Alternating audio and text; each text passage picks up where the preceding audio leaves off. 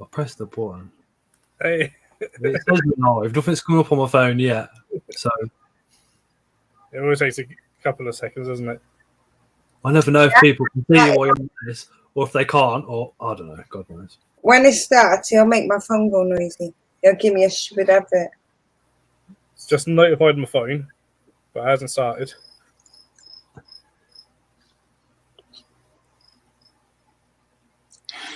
No, it hasn't. Sitting ducks ahead. Who wants them? Oh, by the way, Scott, you do know people can't comment if they're not subscribed, right? Yep. They have to be subscribed longer than 5 minutes. I did the book channel. Yeah, I don't do it 5 minutes. I do it straight away. Hi, everybody. Hope everybody's good. Hope everybody's well. We're having a questions and answer night with incredible inverts and other animals, aka Phil, the zookeeper. He not only works in a zoo, he lives in the zoo. And if you're subscribed to his channel, you would have seen the best YouTube live that I have seen for literally a long, long time last night, which was Phil literally wandering around the zoo when everybody else had gone home and getting some sneaky little peeks at all the animals and having a little chat. He was looking rather dashing with the little hat on as well there, Phil. I needed it yesterday. I dug it out. I had to get the dust off it as well because it's been like a year since I've worn it. So I've been like, it got to the point where it was like, the sun was glaring in my eyes too much. Kind of thing. It was just too strong yesterday. Let me just go down the chat and say a quick hello. Hi, Eric. Hey, Chris. Chris Hi, is empty exos on wheels. Hey, Rudy. Hey, Craig. Don't tell Chris, I've got some MD Exo Terras I haven't used yet. Huh? Hey, Derjan. Hey, Dave. Hi, Aaron. Hi, Mark. Cheers, Richard. Hi, Mark, the spider guy. Hi, Mark. Have we got everybody? Let me just keep scrolling down. Hi, Jack. Hey, Zach. Hi, DJ. I think that's everyone. I think that's everybody. If more people can say hello in a bit. I hope everybody is doing really, really good. This weather is very, very warm, so I hope all the animals in your collections have been sprayed down daily. For things like slings and stuff like that, just get a pipette and just make sure they're a little bit damp as well. We are looking at 40 degrees temperatures possibly this week. Yeah, which means a big thing. As I said last night, for reptile keepers in hot weather, turn your heating off, turn your heat lights off, turn your heating mats off. It's better for them to be actually a little bit colder. If they go a bit under their basking temperatures, that's fine. It's safer.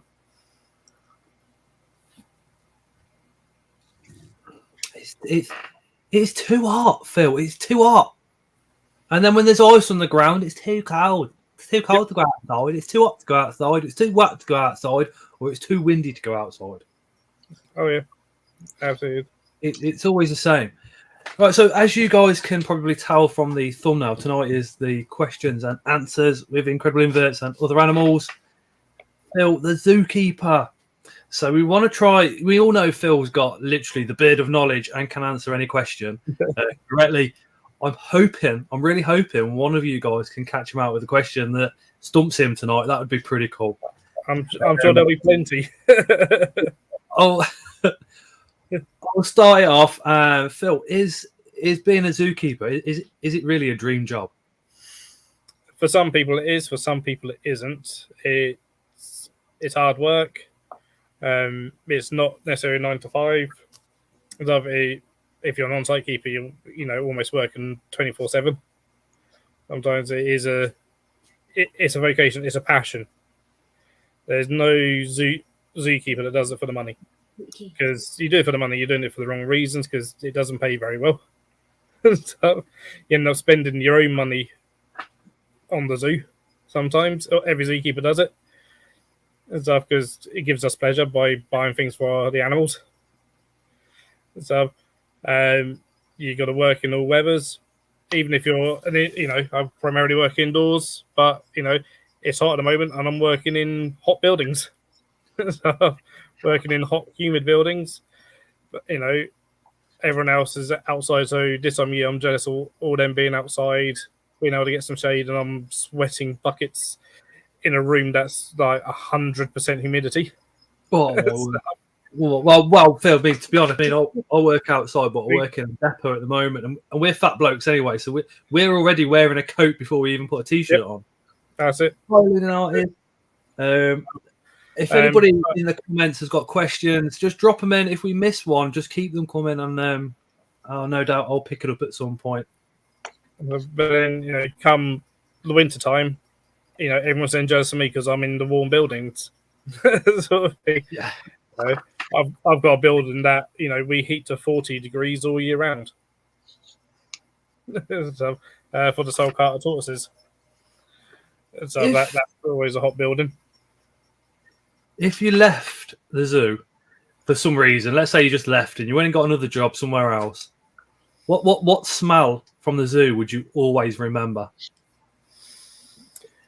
Ooh, there's a few. There's a few distinct smells. I suppose for here, some of the more unusual ones are things like Maine wolves. Maine wolves smell like a particular substance. So, Yeah. A particular plant that people may smoke. So, they smell like that. So for some reason, no one knows why, but that is what they smell like. Other, even just, there's a certain zoo smell that zookeepers get used to. So there's horrible smells. Drains are horrible. Can't stand drains, but you got to deal with them. You got to clean them out every now and then. That's always a horrible job. So, carnivore dung is absolutely horrible. That's always really, really stinky. So, I don't really work with the cats, but yeah, things like, so when we used to have an ocelot here, ocelots, they reek. Absolutely reek. The otters absolutely stink. Their holts absolutely stink. But yeah, there's certain smells that certain animals smell like popcorn. So we'll pass them and get a whiff of popcorn from them. That's crazy. So there's you kind of probably miss the both ends of the spectrum. You'd probably end up missing like the really bad smells. You'd probably actually miss a little bit, but also the smells of familiarity. Well, you always, before you actually smell horse manure, you imagine that to be really pungent and really disgusting. Sometimes it's got like a real sweet smell to it. It's almost nice. And it sounds really, not really all that bad at all. It sounds horrible to say that a feces can smell nice, but horses, they can. Stu says, "How did you end up actually living in the zoo?" Basically, a lot of zoos will have either accommodation on site or next to site for keepers because it is a low paid job. So a lot of zoos will have some accommodation for keepers that's relatively affordable, cheap. Then it comes with certain things that you're kind of on site security a little bit, or you're there in case anyone needs looking at overnight or something. So it does come with with certain stipulations.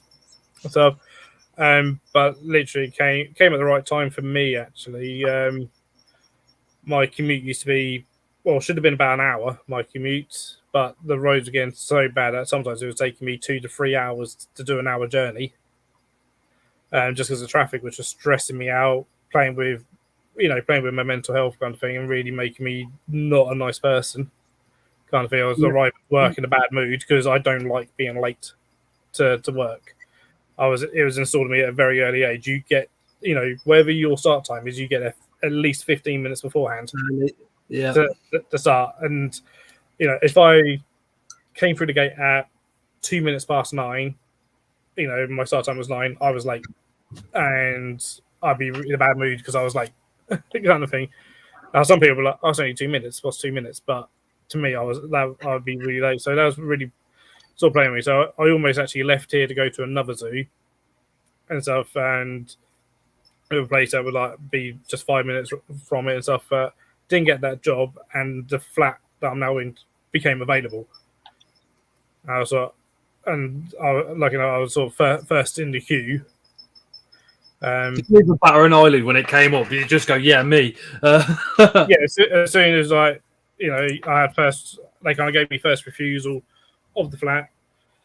And they're like, "This is," I was like, "Yes, please, I'll take it," sort of thing. Because it was literally that thing of like, I either take the flat or I need to move somewhere else. So, I even need to find somewhere near here, but around this area is so expensive. And so just because of the area that we're in and sort of the Hertfordshire Cambridgeshire border, so it's a very expensive area. I don't get like the wages, why they're like pretty low, because if you left, anybody that applies to become a zookeeper are purely going to be what, students and school leavers, people without as much experience and knowledge as yourself. So surely the zoo would want to up your wage to keep you there. A lot of the time, I mean, here they can't afford to. Literally cannot afford to pay us more. Sort of thing. And in some way, it's a vicious circle of that. Being a zookeeper is a very competitive industry to become a keeper. Once you're in, but to get in, it's very competitive. And for almost any keeper role that comes up, you could maybe get 500 applicants. That's insane. As an average, sort of thing. We have got some close to the bone questions, but obviously they're going to be after the watershed, which is 9 p.m. Again, anybody watching, if you've got a question for Phil about zookeeping or the zoo, drop it down into the comments. And so, I mean, here, where I work, our managers are really, really nice. They've got some of the best managers I've ever worked for, which keeps me here because it's kind of like, okay, it doesn't pay well, but they actually they treat us well in other ways and stuff. But certainly some places, everyone is replaceable, and you build up too much attention to go, well, you can go and we'll just get someone else in. That's some of the sort of larger places can be a bit like that sometimes, because there's always someone willing to do the job. Got ya. Richard's a question. Aquatics. What is your proudest achievement for you personally in the zoo? Ooh. Shall we say what's your most proudest personal and academic achievements? I mean, academia, I'm not academic at all. I didn't go to university. I scraped through college, scraped to get in the pass. So, but I mean, the conversations we've had, Phil, and you jumped into that, I got you to come and do the explanations for the beetles. We would easily assume that you've been to university. No, just incredible. I've always, when it comes to that side of things, is doing essays or assignments and stuff. I get mental block, and I'll have the information in my head, but I cannot get it down on paper, kind of thing, or on a laptop or anything. It doesn't come natural. I had to have help at college to actually finish the assignments because I almost got sort of booted out of college because they're like, "You're going to fail this because you're not." They're like, "You can do all the practical stuff and you're learning practically sort of really well, but your theory side of things, you're not showing that." You know it when you do know it. So I'd have help of actually like sitting down at the lunch breaks and study breaks and stuff with someone to to help me write assignments and stuff to actually scrape getting a pass at college, to be able to even get a job, in an animal industry sort of thing. So yeah, I've never been to university. My highest qualification is a national diploma. So that was the qualification that I got. So, and then I've just basically worked and gained knowledge from reading books that I want to read, reading scientific papers that I find interesting, going to conferences and stuff, and yeah, learning from my peers, from people that know a hell of a lot more than I do and stuff. That just instantly just astound me with their knowledge and stuff. And then part of what I try and do is just break down what I learn from them to then pass that downwards to other people. Sometimes, but in terms of in the zoo, proudest things, possibly probably habituating the rhino iguana to the point where, at the moment, she comes to us for cuddles at the moment. She's become a clingy rhino iguana. Like, put a volunteer in there, and they're there for half an hour because they've got a rhino iguana cuddling them. One of my volunteers emptying her water out, and Carmen just climbed on there, and she's like, "Look, you're going to cuddle me first." Sort of thing. Then you can clean our water out. And when she arrived, she would hide away. She wouldn't like us being in the building. As soon as we went in the building, she'd hide, and that'd be her for the day. You wouldn't see her. And so now she's like, "Come on, give me attention." So that's quite a proud moment. And so, and doing a kind of a purpose-built invertebrate room with some reptiles and aquatics in there to have an invertebrate display, as there's not actually many zoos in the UK that have like purpose-built invertebrate areas. And so every zoo has a few invertebrates, but so often it's only, we've got the, a few hissing cockroaches, a little tarantula here. There we go, that'll do, kind of thing. And when there's something like over 400 zoos in the UK, and there's only a handful of us that actually have actual invertebrate areas. So yeah, having that. So I mean, invertebrates have always been a thing at the park here.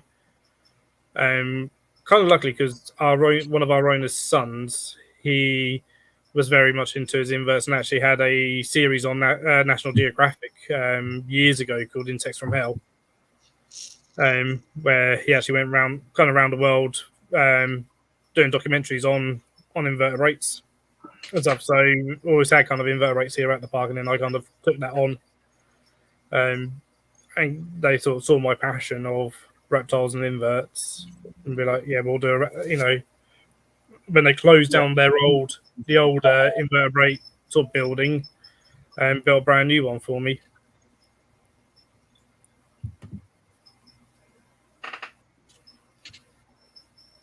Mark Mooson, tarantulas and mantis. Happy Ant says everybody is amazing. Cheers, Happy. So are you, fella. The moderators are doing a fantastic job. They're dropping in tons of links. The YouTube channels, please hook up onto those the links. And it takes 2 seconds just to nip off and nip back on again. Mark says, question is, if you could have any animal at the zoo, what would you have? You must get asked that so much. Get asked a lot. One animal I would love, one species I would really love to work with is Komodo dragons. I would love to be, one day to be able to work with Komodo dragons. Do you reckon that's going to be a possibility in the zoo that you're at? No, too expensive. Expensive. Hey, Sophie. Too expensive to set up. That'd be awesome. It's not a round of possibly for a small zoo to do because Birmingham Wildlife Conservation Centre, they've got a Komodo dragon, as do Crocodiles of the World, and they're both fairly small zoos. So it's not just the large zoos that have them, but there's just something about Komodos, their size, their intelligence, that There's a few species. I was really, I was gutted I wasn't we don't have the facilities to do it. But I was hoping a few years ago to really get on board or be part of the Desertas wolf spider project and have Desertas wolf spiders here.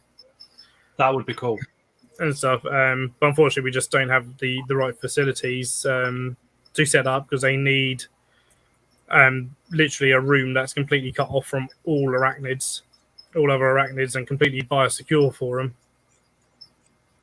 and, for their conservation. Anton says, with the Komodo dragon, how much would they cost? Well, the actual dragon, nothing. There's no money that exchanges hands for them. And so it's purely the building. To do the building, to get the right heating and lighting and stuff, just the building itself, just the shell of a building, you're probably talking 100 grand just for the building alone without everything else. I'm glad you like it, Sophie. Sort of thing. Then you got all the lighting, all the heating.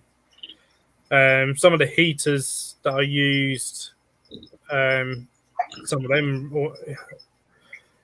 sun switch. I think they're called sun switches. Some of them are sometimes like £1,000 just for the heater. Some of them they're expensive. Over £100,000 before you've even got the animal to the zoo. Yeah, the animal costs nothing. So yeah, no money changes hands between zoos when it comes to the animals. We swap animals all the time. Then our animals, we are custodians of them. They don't belong to us and stuff. So yeah, we swap them all the time. And something for because they're on a EEP, so European Endangered breeding program. You actually apply to the stock bookkeeper, who basically that's the person in charge of the species for the whole of Europe. To be like, we would like to keep this species, and they have to approve you. Wow. You are a zookeeper, right? So if you don't want to answer this question, that is completely fine, because I don't want it to affect obviously your job. But is there any animals that are kept in zoos which you personally think shouldn't be kept, i.e. should be left in the wild, whether that's down to endangered species maybe, or care requirements, or... Yeah, there's loads of controversial animals within zoos. And it's often that even as zoos are discussing more and more, not everyone agrees with everyone. Stuff there's a push now really, of things like least concerned species, so species that are not endangered in the wild. Should we have those in zoos? So there is arguments about, or debates of whether we should phase out species that do not need breeding in captivity in zoos, because there's plenty of them in the wild. So something that has been discussed here is meerkats. Every zoo has meerkats, but actually meerkats are really common in the wild. We don't need them in zoos. You don't need them in zoos, but how many people absolutely are? Cheers, Chris. Chris says, "Old fart with a fake beard." Chris with his empty exos on wheels. Yeah. But yeah, meerkats are just adored by the public. So if you took them away from the zoo, you're potentially taking away income. Yes and no. There's actually a lot of animals that look very similar to meerkats that are actually perhaps endangered or threatened, that are not necessarily actually being worked with in UK zoos, that actually probably most public would just think of meerkats anyway. And stuff, and wouldn't necessarily see the difference. Things like yellow mongoose and stuff, to me, look very different, but actually go to a zoo that has yellow mongoose and literally the public go, "Oh, it's a meerkat." Because we don't know what we're looking at, Phil. You're dedicating your life to these animals. We don't know what we're looking at. So if spiders, there'd be tons that we couldn't tell the difference between the two.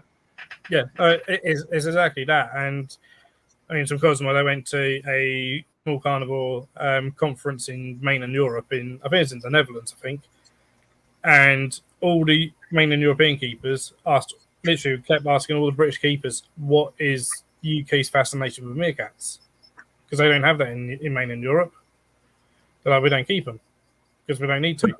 And literally, everyone's answer was they sell insurance. They sell insurance, and they're active. I mean, Yeah. they're active. But most people, they go to the zoo to see what is the big ticket animals. So, like for us, tigers. They come in to see the tigers. Yeah. And then they just so happen that there's meerkats as well. And they've become kind of what I call zoo starter pack kind of thing. But they're not necessarily the best animal in captivity. They're so animal that they have their ups and downs. They do they beat each other off all the time. They don't actually necessarily do that well in captivity necessarily. They breed really easily, but that's about it. And then they kind of annihilate each other and stuff. And they're they're a difficult one to justify because the only justification is, well, we could sell toys. That's not justified. To people that are anti-zoo. I mean, we sometimes have to listen to people that are anti-zoo and animal rights activists and stuff, and it is important to listen to them as well. Is that when we say well, zoos are here for conservation and the breed and stuff? Well, we can't say that about things like meerkats because there's so many of them. Yeah, there's lots of them in the wild. So surely, if there's animals that are endangered in the wild and the habitats are under threat, maybe that's what they're thinking. Well, you should be keeping these and breeding these, really.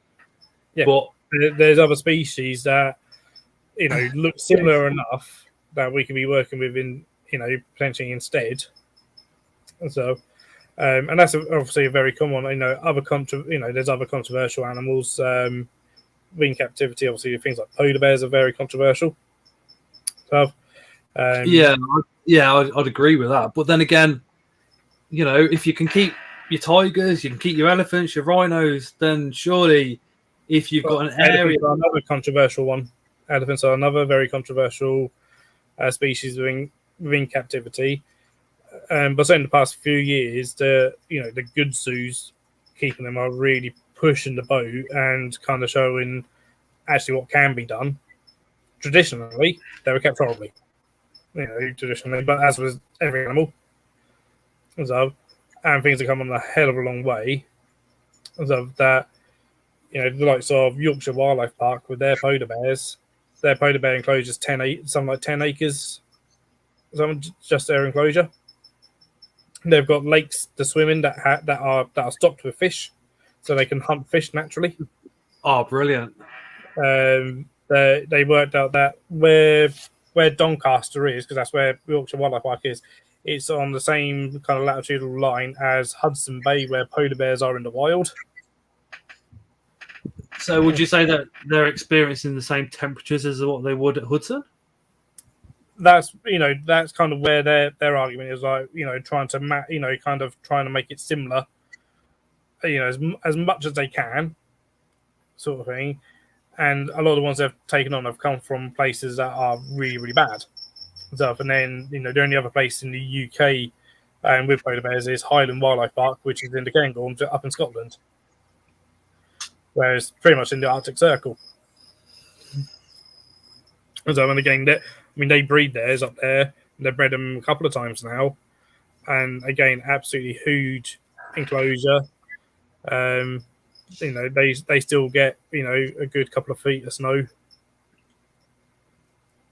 and stuff. But we always, polar bears always think of actually, as being right up in the home, but we don't realise that actually polar bears actually do come quite far south. And there are polar bears that in the wild that don't necessarily see snow. Wow. Sort of thing. I mean, you think polar bear, you think cold, you think freezing, you think Antarctic, you think, ice sheets and all the rest of it, glaciers. Yeah. That's just because that's what we see on TV. Exactly. Again, that's what we're programmed with. So you wouldn't think polar bear would be. I fed one of the polar bears at Yorkshire Wildlife Park, and I fed it pears and apples. Everyone thinks, well, polar bears are the largest land carnivore, and they're carnivores, so they don't eat meat. No, they eat a lot of fruit. I just thought they ate penguins and fish. But they don't eat penguins at all. They never eat penguins. They never come. They'll never see a penguin. That is crazy. I would never, ever, ever in a million years thought that a polar bear would eat apples or pears or any kind of fruit. Yeah. So like during summer, especially like again the ones like around Hudson Bay and stuff, they will forage for fruits. I It thought actually they makes up quite a bit of their diet is a lot of fruits. like Happy Hand says, seals, and you always see him on a river, catching fish and stuff like that. I would never have Fish, thought. they'll eat fish. They'll eat, and then while they do, there are certainly some that eat seals and stuff. But yeah, they do eat fruit as well and stuff. And yeah, I mean, it sort of surprised me as well because Steve W. Polar bears don't eat penguins because they can't get the wrappers off. I mean that's always Tickled me. but that's a common misconception that people think that polar bears in the wild eat penguins, and they don't because they don't come in contact with them. Polar bears live up north, penguins all live down south. Completely different areas of the world. I think you've just answered another question because I was going to ask you, should we pity zoo animals? But I think you've just about answered that one there as well. Should we pity them? Yeah, because they're not in the wild, they're not in the natural environment. Then I can't really say, I can't really push that because I keep animals myself. So, I mean, unless they're part of a rescue mission, and therefore been taken from the wild to rescue, none of them have ever seen the wild. So unless it's a really bad zoo, but certainly in the UK, none of them should have ever seen would have ever actually seen the wild. But only ever been bred in captivity. So and it's looking at what their enclosures like and stuff, and we're constantly trying to improve things and stuff with them. And actually I think like Jane Goodall, she's spoken about it and stuff, but it's like, well, actually in captivity they're free from predators. yeah, you have to worry about getting eaten. do you think they shouldn't have to worry about ever being hungry because we're providing them, a good zoo should be providing them with plenty of food. And also, if they get ill, they get medication. We're surrounded with a vet to give them medication to keep them as healthy as possible. And so, give them enrichment and stuff. Obviously, some people make the argument like, oh yeah, but X animal will travel X many miles a day in the wild. This is like, yeah, but does it actually want to travel X many miles a day to do that, or does it need to do that to find food and water? If you didn't have a car and Tesco was 10 miles away, you'd walk 10 miles and you'd come back. If you didn't have a car and Tesco was 1 mile away, you'd walk 1 mile and come back. That's a necessity, not that's not a choice, is it? That's you have to travel that far. That's it to get the food. So yeah, again, let's say take a polar bear. If a polar bear lived closer to its food, it wouldn't have to go that far, would it? No, that's it. I mean, in the whole, again, polar bears in the wild, especially the high Arctic, like Svalbard and stuff, they're traveling further and further and further to find food because of that. The sea ice, is either not forming or it's melting quicker and stuff. So they're having to travel further. They don't want to travel that far, but they're like, well, we've got no choice. I need to find food. Effectively, we're the cause. We're what's pushing them to travel further. Oh, absolutely. Is all our rubbish, but maybe that might be a subject for another live. An interesting question that I've got as well is, what sort of visitors do you hate the most, and which visitors do you like the most? Visitors that every zookeeper probably hates ones that have no respect. Where it's no respect for the animals, their enclosures, no respect for other public. Have you ever asked a visitor to leave the park because they're just showing no respect? Yes. Yeah, we've escorted people off. I had to interject where I saw someone a member of the public raise their fist at a female colleague. What? And I soon went over to realise what the hell's going on, and then called one of our directors over and was like, "Yep, let's call him off site." Was that a man? Yep. How did you hold your temper? You have to. It can be difficult, and you then go back in the island where no public can hear you, and you're like, well, I just happened, lucky enough, was walking past at the right time, and just happened to glance over, and saw that there was an altercation that I was sort of like, oh, let me just go over and make sure everything's okay, kind of thing. But yeah, that you get people, in terms of reptile and invert keepers, one of the worst things, that sort of deal with people banging on the glass. Always happens, and you're always constantly telling people, please, and it doesn't matter how many signs you got up saying do not. People always do, and stuff. Sometimes the worst one is when they, kids are always going to do it, and kids are kids. Kids are kids; they're going to do that. The worst is when you get parents and teachers encouraging them to do it, or not telling them not to do it, kind of thing, and just ignoring it. You say teachers encouraging the kids to tap on the glass? Yeah, or like, they'll just do it themselves. They'll do it themselves, and then of course kids copy them and stuff. But kids are kids. It's they're normally kids are normally the best behaved ones. To be fair, they're normally the best behaved out of people. And so, but you get people that will, unfortunately, will throw things at animals to get them to move. Like we have a sign up over our caimans, literally saying, "Please do not throw things at us because it hurts." So, we are alive. We choose to sit very still. So, and you do get people that I've seen before came in with a pound coin on his head because someone's thrown a pound at it. And so to try and get it to move. So, they're the absolute worst. Is where they clearly just don't have any respect for the animals at all. And if you turn like, well, I've paid money to get in there, I can do what I like. So no, that's not the idea. You're not here for the right reasons. I bet people like myself and it's probably a couple of like inverted keepers in the chat. I'll probably be pains in the backside when we come to zoos and start on the zookeepers because we keep animals, therefore we know everything. So we should be going, oh, shouldn't you use this? Shouldn't you have that? Shouldn't you need one of them at home? I've got this and I've got that, and I use these bulbs. Why are you not using those bulbs? Things like that. I encourage people to question things. We should question ourselves. People should question us. And as we'll have reasons, and we're not perfect. No zoo is perfect. There's certainly things here that I'm like, well, I want this changed, but it's not in my hands to change it sometime or whatever. That's the benefit of like being private. You get new piece of technology and go, oh, I want that, I'll get that. Whereas you might have multiple people to go through to be able to get something, kind of thing. And so,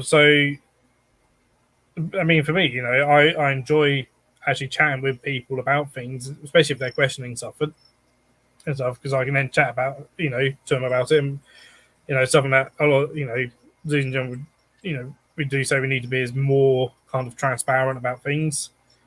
And like, look, yep, this is what happens. This is what we do. And stuff. This is the reason that it's like this kind of thing.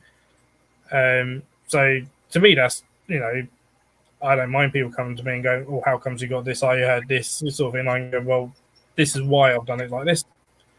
Or actually, you're right, and I do want to change this, or whatever. And so it all depends on what it is. I mean, I've certainly had people, come in and be like, oh my God, you've got that lizard on substrate, it's going to die. No. It's going to get impacted. No. Stuff. But, that's what they've been told, and that's what they then believe. Well, there's some stuff in the reptile hobby, trust me. And so, that's completely joined by do get that a bit, every now and then. It's not very often that someone, comes in and be like, oh my God, you've got that on substrate, it's going to die or it's going to get impacted sort of thing, or, but you get, occasional, sort of weird ones. But often actually it's normally someone who goes, is this, I've been told this, is this correct? Is this true? That's normally what it's normally actually that they want to know for themselves, like as part of their research, or is like, oh, I'm looking at getting this, or I've got this and I've been told this, or they've come to one of my talks, especially like my tortoise talk, and I talk about tortoise husbandry and stuff, and how bad tortoise husbandry normally is, kind of thing, even within zoos. And so, if they've got tortoises, that normally makes them question things and stuff. And if I can get them questioning themselves how they're doing things, and get their, hopefully inspire them to go out and do more research and to look into things a lot more, I've then done my job. What would you say is the most asked question? What do you get asked the most, almost on a daily basis? Where are you going to feed? Is that yeah? We want to watch. Wherever you're walking, no matter what you got in your hand, you're going to feed something. That is probably the most asked question of any zookeeper. Is I'm guilty of asking that same. For the keeper, they're going to go and feed something, and you're like, it's a bucket full of shit. It's a bucket full of dung. I'm not feeding this anything. This is going into the muck heap. Sort of thing. This is going into the skip. But wherever you're going, no matter what you got in your hand, you're going to feed something. We've still got 15 minutes before the watershed, so we're still not. Let that one. But Sophie, which is Arachnotopia, has said, "Have you ever slipped in animal poo?" Ooh, probably. I most probably have. Have you ever ended up with it all over you, Phil? Like, just been in the wrong place and the animal's just gone? I've had a snake poo down my back. That was that was warm. I've had things poo on my head. I actually managed to get when we had hornbills, a hornbill pooed, and it landed straight in my ear. Wow! I just felt this thing go straight in my ear. And I was like, what the hell was that? What was that? Bloody bird poo from the hornbills. So when we had hornbills, yeah, it was right in the ear. Yeah, as a zookeeper, yeah, poo is one. It's like 90% of the job. Sometimes is dealing with poo. So yeah. It's some of you do walk in it sometimes. You might slip in it sometimes. You're wading in it. You're doing all sorts of thing. While you're shoveling like tons of poo, literally tons of poo, do you still get that sense of you're doing something, positive for the animals, or does it make you feel literally like what you're shoveling? No, I think every keeper that does it, that's what they enjoy. It's sometimes the only kind of, in some ways, interaction, sometimes even with the animal or whatever, is, that's what you're doing there. The hell of it is you're cleaning it away, sort of thing. That's part of it for a lot of people, for a lot of Aussie keepers. I mean, me, I'm not doing that because I work primarily with the reptiles and inverts and stuff, so there's not necessarily a lot of poo that I'm clearing up.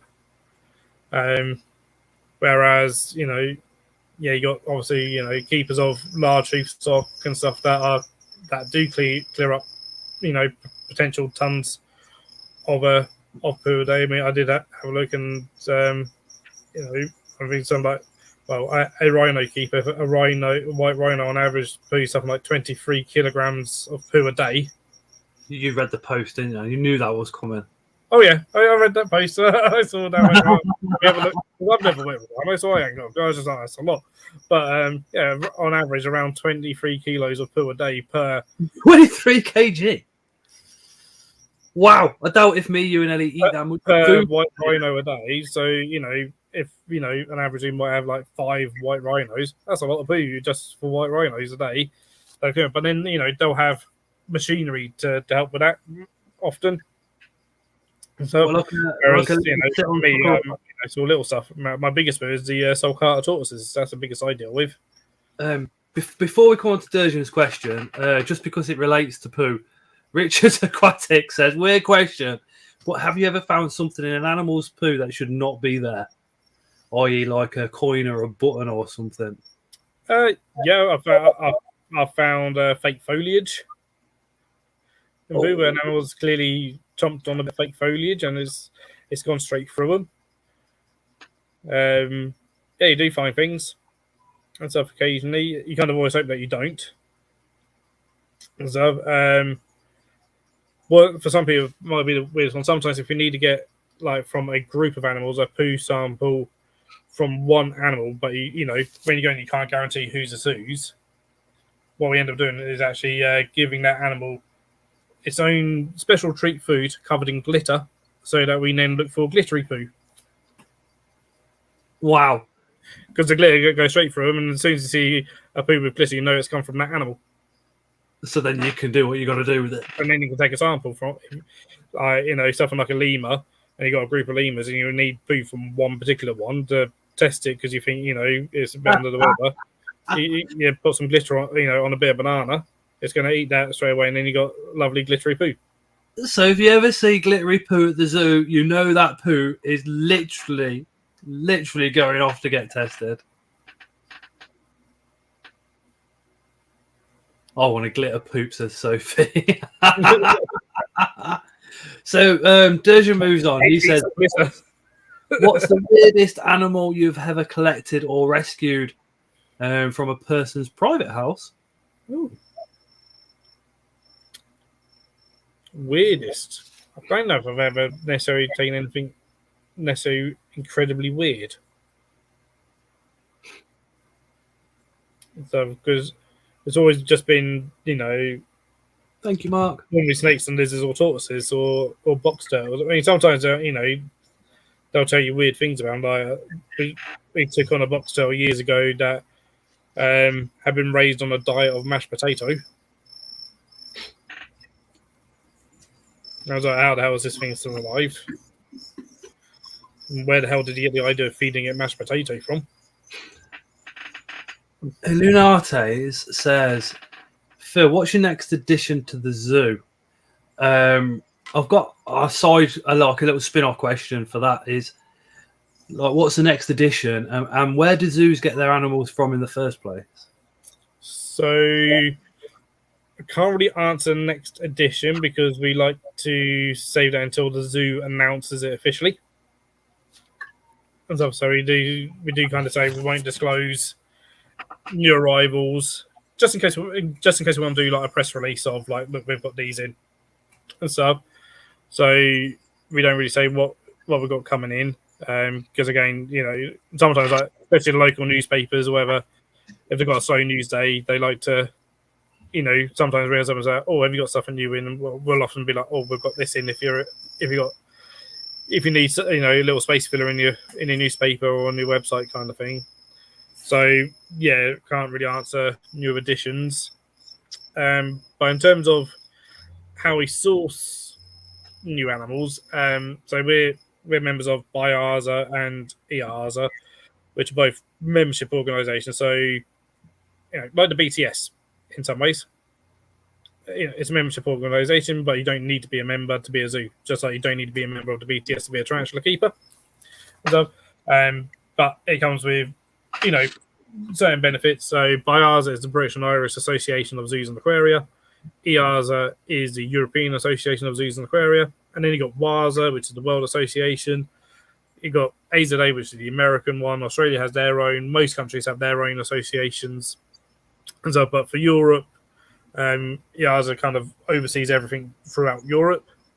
So, if you choose to be a member, and then within Brennan Island, you got BIARSA, which we're members of.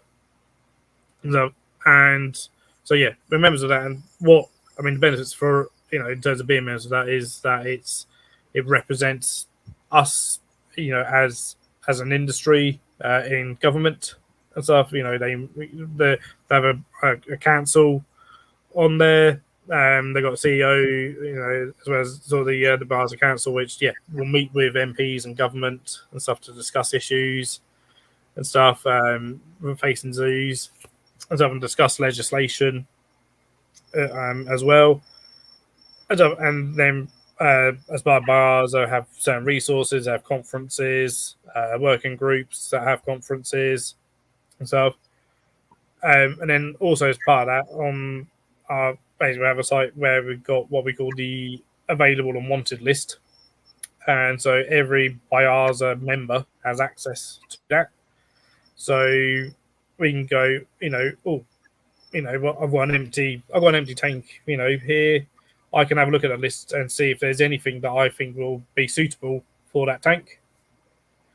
And if there is, so I look and then go, Nuki Zoo has a Brazilian black tarantula. That would work. I can then, go to my drone and be like, they've got this. What do you think? Then they say yes, and then contact that zoo and go, we're interested in that. If it's still available, if you still got that sort of thing. And if they say yes, then you just, you go, right, we'll work out getting it, work out the transportation. From the zoo, as normally whoever is the collecting institution, we go down or go to that zoo and collect it ourselves, sort of thing, or organize the transport sort of thing for it, and if it's something small, reptiles, inverts, something like that, we can do it in our own vehicles and stuff. If it's something that is dangerous and more regulated, like moving tigers, how do you move a tiger? How do you get companies from there are companies that specialize in moving animals like that. So Arthur here, when they came here, had a specialist company that took on the tigers, and they become in charge of those while they're on the roads. When I got CCTV inside the truck and outside the truck, stuff. They're escorted and stuff, with keepers from that zoo as well and stuff. And it's all alerting authorities like we're transporting this animal through and stuff. But it depends on the nature of the animal. But no money passes hands at all. The only money spent is on transportation. So it's on either just fuel or paying for essentially a courier to transport.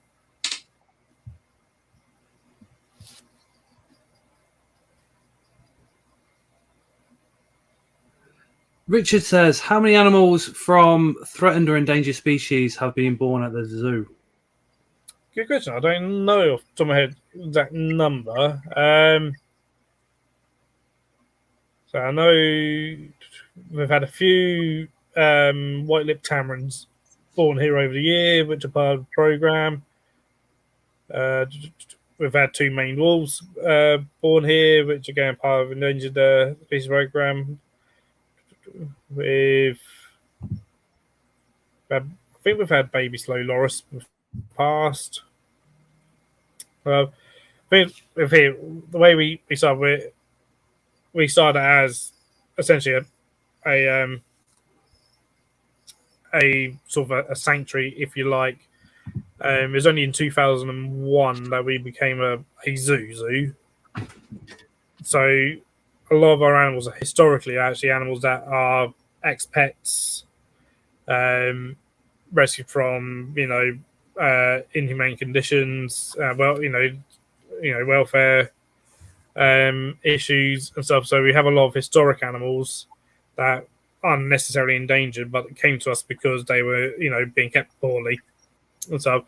But what we do now is basically as those ones pass and stuff, is to replace those with species that are of conservation value on EEPs where possible.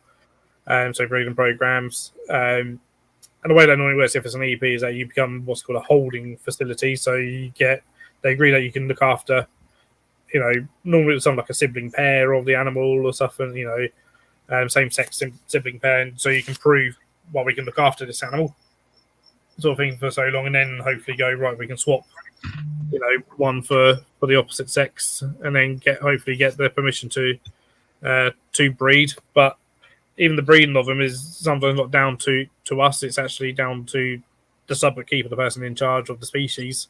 Because again, as much as an animal would be even critically endangered, you don't want to breed just willy-nilly and stuff, and then make sure there's actually somewhere for those animals. So, that there is. I'm literally going to ask the question, yeah.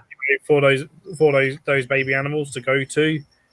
And it's not a case of, while they're currently endangered, breed them and put them back in the wild. That doesn't work. I mean, it can do for, certain invertebrates and stuff that are very much innate, but when it comes to a lot of mammals and birds and stuff, it's not as simple as breed them and release them. It's now 9 o'clock, so if you've got any kids in the room, just be mindful that we do swear. We do sometimes cover adult topics as well, so it's basically on your head if you allow them to watch the rest of the live. Phil. Oh. What's been the most shocking things that you've discovered while researching zoo animals? Shocking or sort of eyebrow raising, or maybe things that you've gone, wow, a bit like the polar bears with the fruit for me, for everybody else in the chat. Yeah, I mean, that kind of surprised me when, got asked if I wanted to feed a polar bear, and I was like, I ain't going to say no to that. And then they came with a bucket of apples and pears for me. He chopped up apples and pears, and I was like, really? There's so many things. Animals surprise you all the time, and it's sometimes the weirdest things. They're often it gets depraved. Often, like, there's a lot of depraved things sometimes. So yeah, some things like lions on average orgasm for half an hour. So, I wish I orgasmed for half an hour. And may mate 50 times a day. Cool.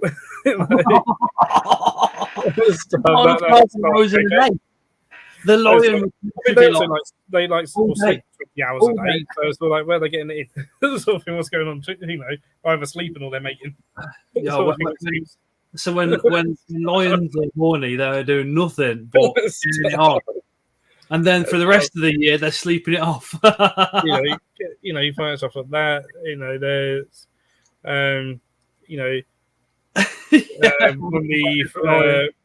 There's, fruit flies. As I finished, Madagascar fruit flies that we sometimes use as a live food has like the largest sperm of any animal. Its sperm is bigger than the fly. It's visible to the naked human eye. They're bigger than the fly. Yeah. How does that work? I know. It's like, what? Is that one of those scientific things that just science can't explain? It's just there. Was it barnacles?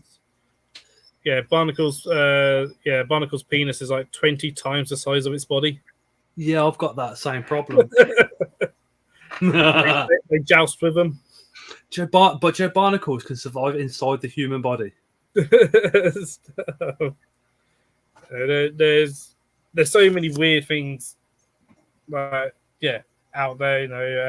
Anglerfish, the male anglerfish, when he becomes part of the female, he basically gouges his way in and gets absorbed into the female.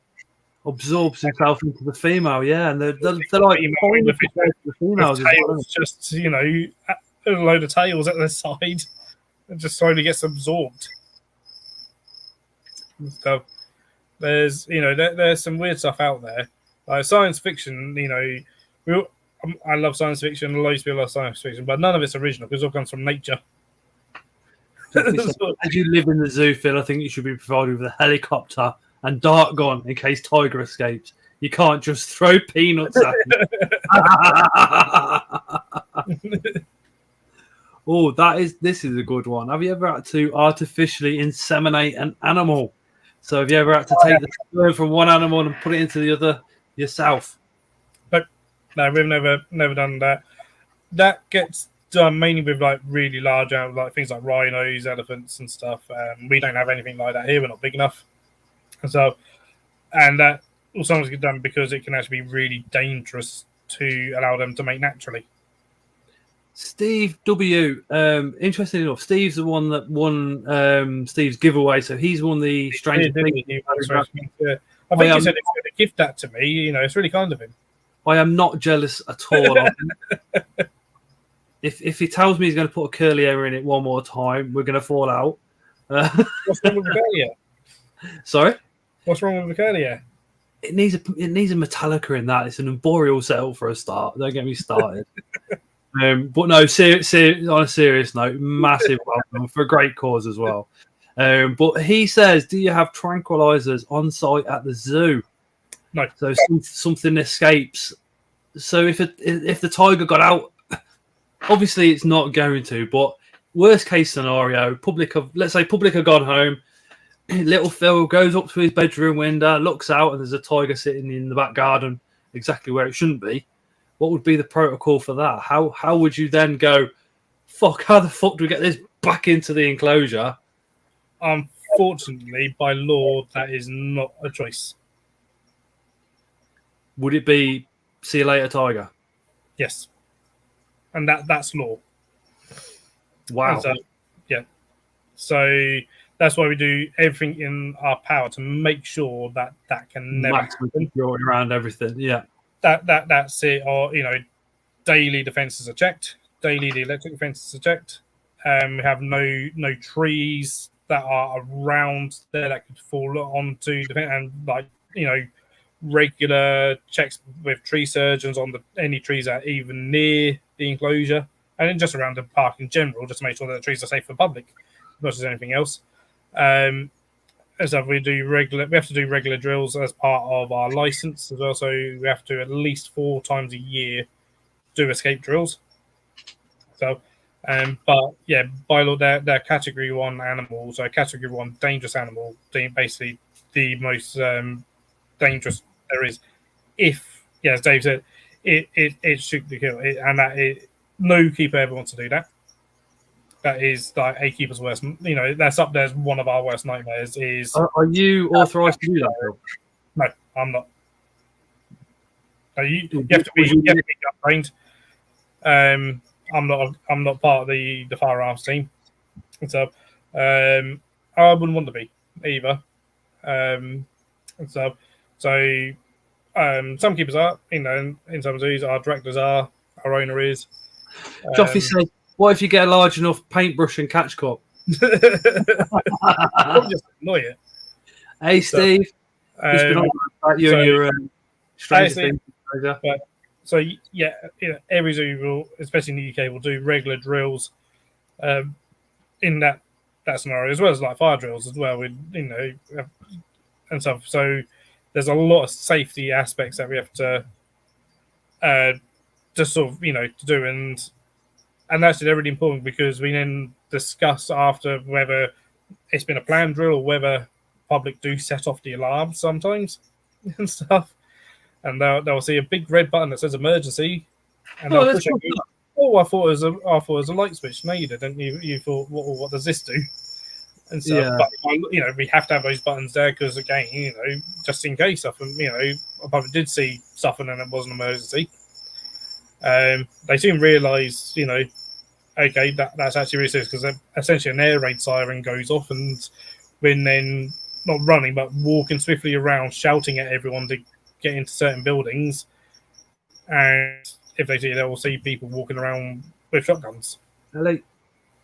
So, and we also utilise a local team that are police and ex-police that are part of Humane Dispatch. They will come and help if needed, but mainly they'll be off-site. If again, worst case was that if they was to get off-site, that then they're the guys that are trained to go out to deer cases on the roads and stuff, but they've got serious weapons.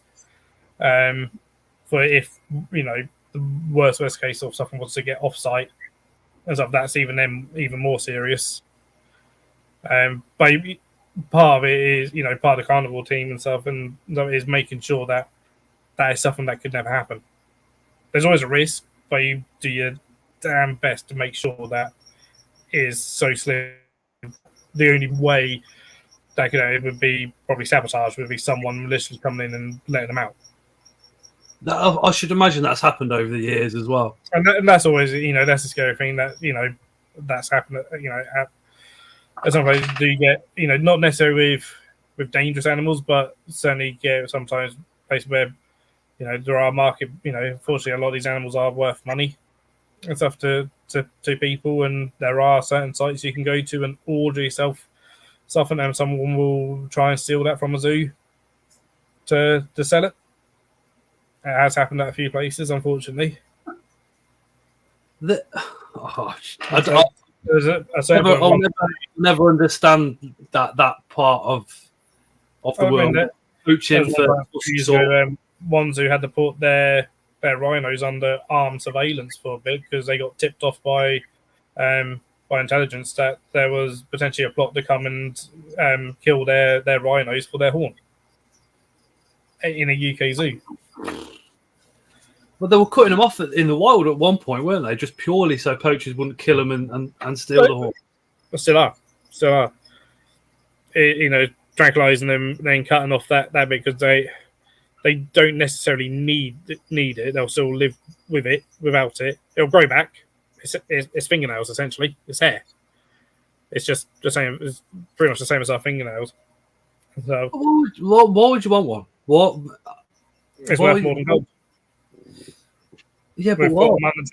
We've put an arbitrary monetary value on it because of beliefs that are unfounded and stuff, and it's then because they become endangered. Then that's then worth more. Goes up in value again. So for a lot of people, it's in their interest to make them even more endangered because they can then stockpile their stockpiles of horn that keeps going up and up in price. Which is why some places they're taking to actually burning their stocks, where they've raided airports and stuff. So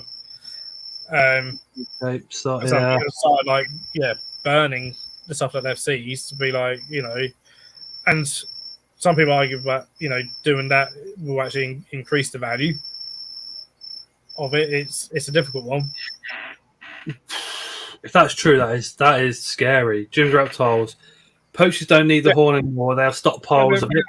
Yeah. Their main goal is to wipe them out to drive the price up. This planet is just solely one on selfish bastards and money, isn't it? Really is.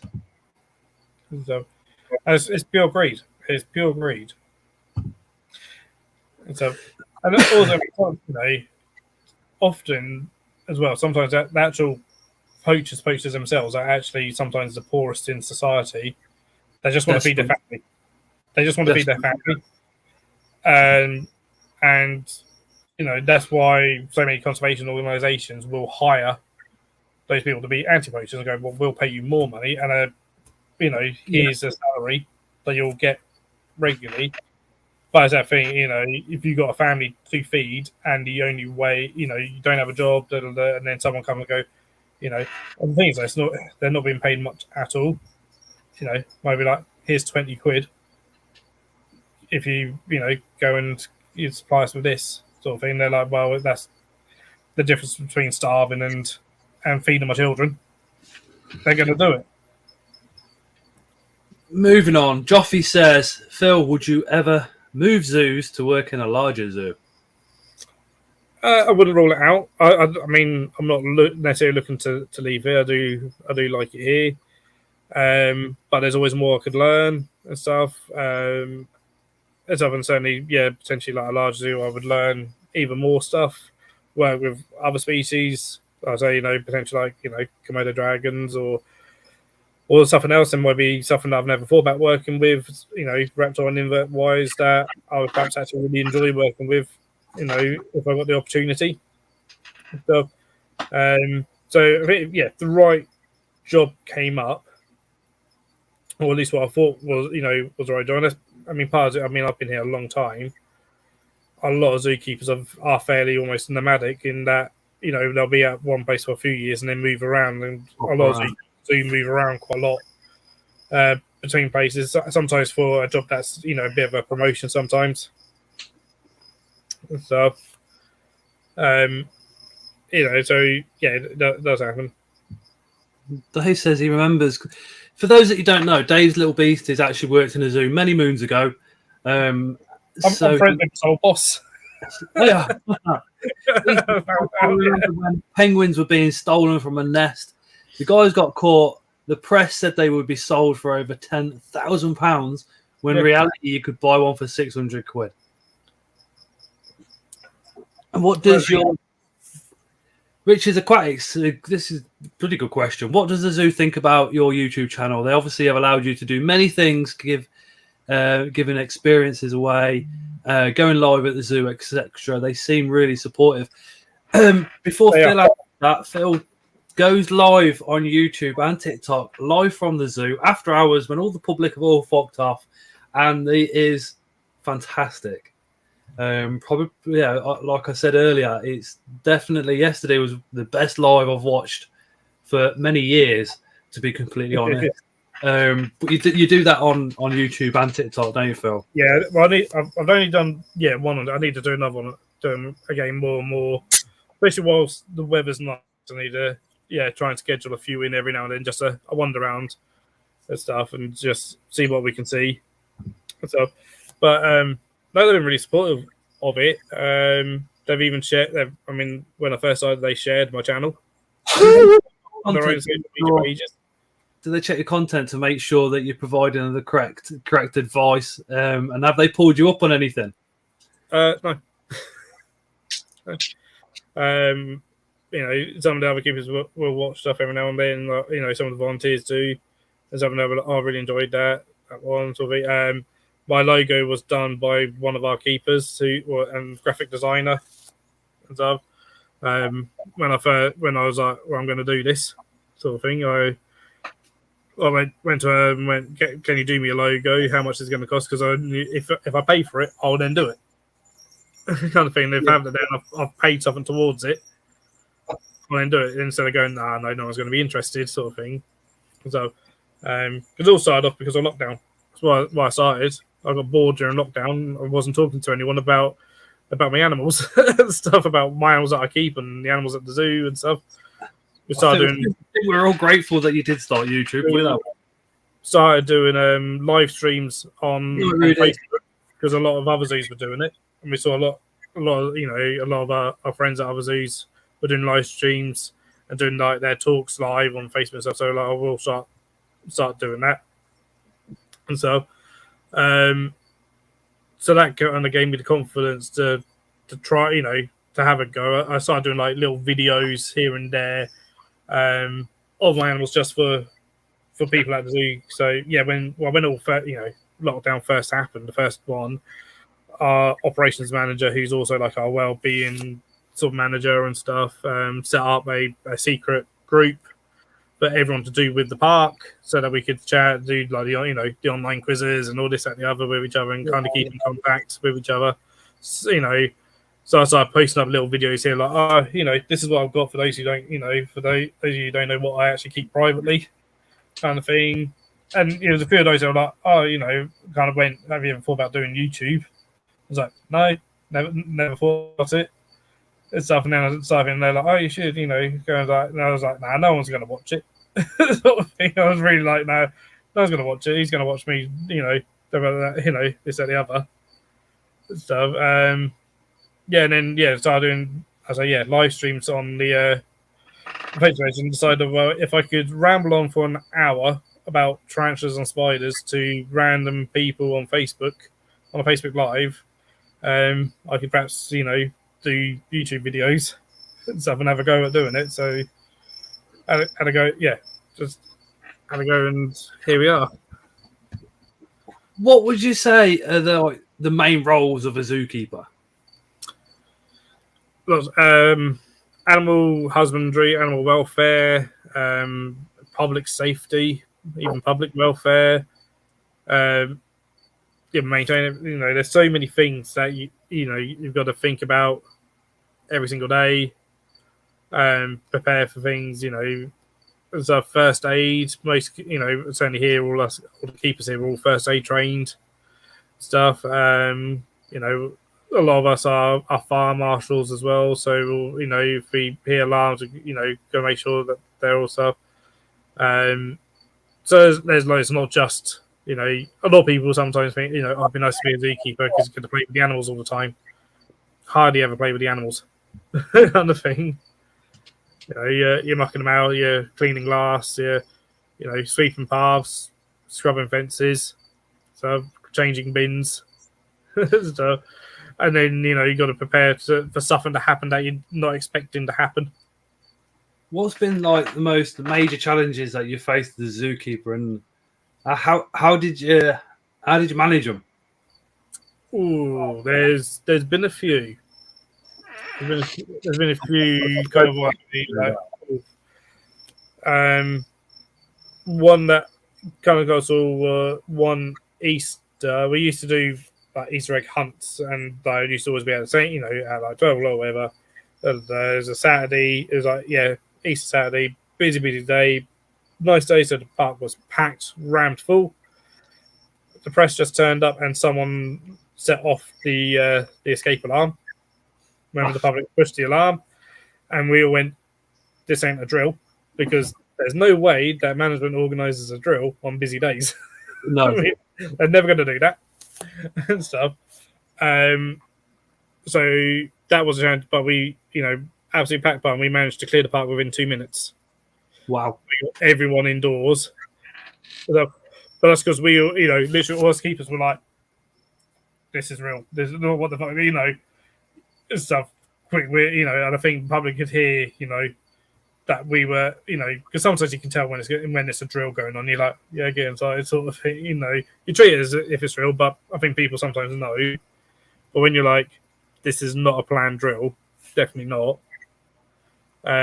People respond to you more because you're then more like you're getting inside now. That was a challenge, but it was also, as much as it was perhaps annoying that someone done that, at the same time it was actually really good because that really tested us, and it put all our training into practice. And so when it gave us all practice in some ways, so we could use that. And then probably the most challenging things are animal deaths. How'd you deal with something like that? I mean, when I was very young, I was like 19, 18. And obviously, you start work and all the rest of it, and Jack the lad couldn't give a shit and all the rest of it. And somebody dies in your family, you take like 3-4 days off. And at my workplace, somebody's pet passed away, and they did the same thing. And I kind of went to the manager and went, why are they allowed to have 3 days off? I didn't understand. I weren't the man I am today. Like I said, I'm very young, very naive. And I asked, and I said, why the hell is this person having 3 days off because their pet died? And he literally just turned around and said, because, some people or a lot of people are actually attached to the pet far more than what they are to their family members or friends or whatever. And I suppose if you're working with them as well, as you kind of, would you say working with them, you've got more of a connection? Stronger feelings, maybe? Yes and no. And sometimes it surprises you. It sometimes surprises you. Like, you sometimes don't realise things. So, our first tigers here, the ones we've got now, are sort of new. I mean, we've had them a few years now. Ratna and Kellaby, but we used to have 2 hybrids, Amber and Rana. So when I first started here, we had those. And they were always old. And so when we had them, we only really take older tigers anyway. And so we're kind of retirement home for them. And both times when it came for them to be put down, it was done early in the morning. And so that didn't work with them. Didn't really do anything with those, with those 2 tigers.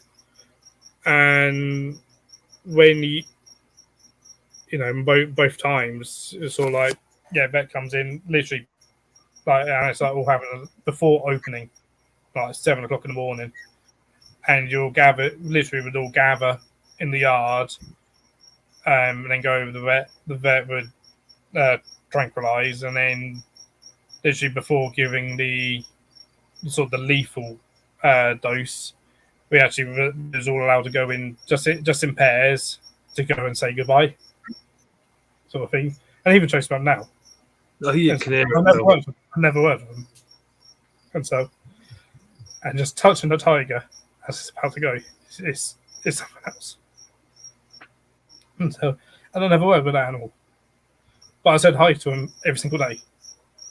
Sort of, and just that, and you're like, oh my god, and then when they go, and you're like, it's gone. You just see that life go. It's if you don't get emotional from it, you're not human. And the day you feel nothing is the day you quit, in my opinion. And I've seen that. If you taste this, That's the thing that surprised me is how emotional I'd actually feel from it. Considering I never worked with them, I just saw them every day. And now I do work with them a little bit. I do some of their training. And so, if I'm still here and the day comes, when that happens, to Ratner, she's now getting on now, I'll probably be the same. And stuff, because I have now actually done training with her. I've put eye drops in her eye and stuff. I've done, things like that. And stuff, and it doesn't matter what animal it is. Felt the same with, I've seen 2 ponies have been euthanized because of old age and arthritis and, legs starting to go. That's not nice. That's very brutal. The tigers is very gentle and stuff. It's injection and they go. With equines, it's a bolt gun. It's straight to the head, but it's instant. But they literally fall straight to the ground and stuff. And it's brutal. And literally both times, managers have been like, "Are you sure you really want to see this?" I'm like, "Yes," because if I see it, I can't make stuff up in my head. I've seen it, and I can't. I know it's been instant and stuff. And you go through that, and then you might have half an hour just to have a cup of tea, deal with it, and then you're like, right, I need to do my work now. When the other animals need me, I need to crack on with my day. I need to work. I still need to do talks. I still need to do this and stuff. And you just have to sort of almost deal with it in some ways. Do you think they do it early in the morning, so then you're back in work, so you're just getting back into things straight away? Whereas if they did it at night time, maybe the following day you wouldn't want to. It's more a case of as soon as it's done, it needs to be sent off straight away for a post-mortem. And the sooner it gets to where it needs to go for a post-mortem, the better. And stuff. And it's all pre-arranged. So, we're close to Cambridge, so we've got Cambridge Vet School, literally down the road. So literally pre-arranged with them of this is the day, for someone large like that, this is the day it's happening. Sort of thing. They'll be like, yeah, we can do it straight away, kind of thing. And someone has to go along there and even, see the procedure and go. That's normally our owner, actually. It's gone. So with those guys to go and make sure that, go and monitor that being done because they're endangered animals. And unfortunately, there was a case, it was a rhino. There was a case, a zoo rhino that was euthanized. And it got found out that en route to basically where it gets incinerated after post-mortem, that the head had been chopped off and had been sold on the black market. What the fuck? So now someone literally goes along to make sure that animal none of those parts ever end up on the market to make sure that they are destroyed. And so, completely. And so, because, someone, that happened years ago. So, I only went along to make sure. But I've had, animal deaths are the worst part. So I've had a black and white tegu that literally passed away in my arms and stuff, which again, absolutely, get me to bits. So, and you'll never, as I say, you never get over that. And so, and I think the day that you kind of feel nothing that's the day that you need to quit your job, quit the job and go, this ain't for me anymore. I'm not human anymore, sort of thing. But yeah, I'd say a good.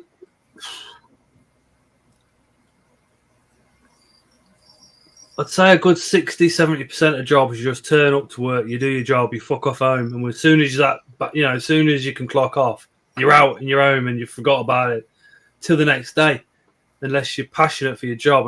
And I think zookeeping is one of those jobs where you have to be passionate before you've even got the job. Oh yeah. If you're not passionate about it, you are not going to be a zookeeper.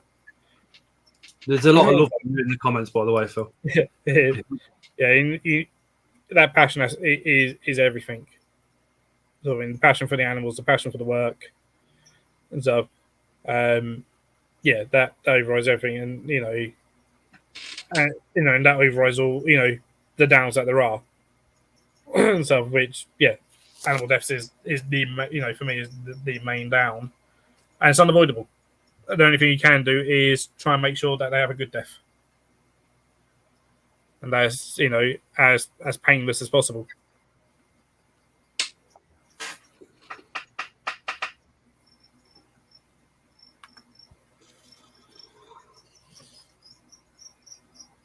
It's taking me back a little bit. But, the animals themselves are therapy as well. So some of them, and then you take 5-10 minutes. You try and take 5-10 minutes out of the day to go and sit down. Perhaps with another animal. And they'll help you without even realizing it. You can just chat to them. They don't understand what you're saying, but that just helps you. Get it off your chest, doesn't it? Exactly.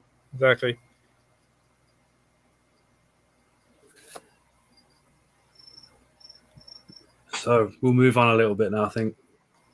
Or try to. How much research do you have to do as a zookeeper? Because, I do my job, I get trained, I got trained on the job, I learn on the job. I go home, I have my dinner, fuck around on YouTube, fuck around with spiders, and then I think about the job when it's time to be at work again. That's when my head sort of goes back into that role, and I start thinking about the challenges that I face throughout the day. I should imagine with you, it's 24/7. You always research and stuff, yeah. But again, that comes with the passion as well. If you're passionate about animals, you always want to be learning about. You're passionate about something, you always want to learn it. And so,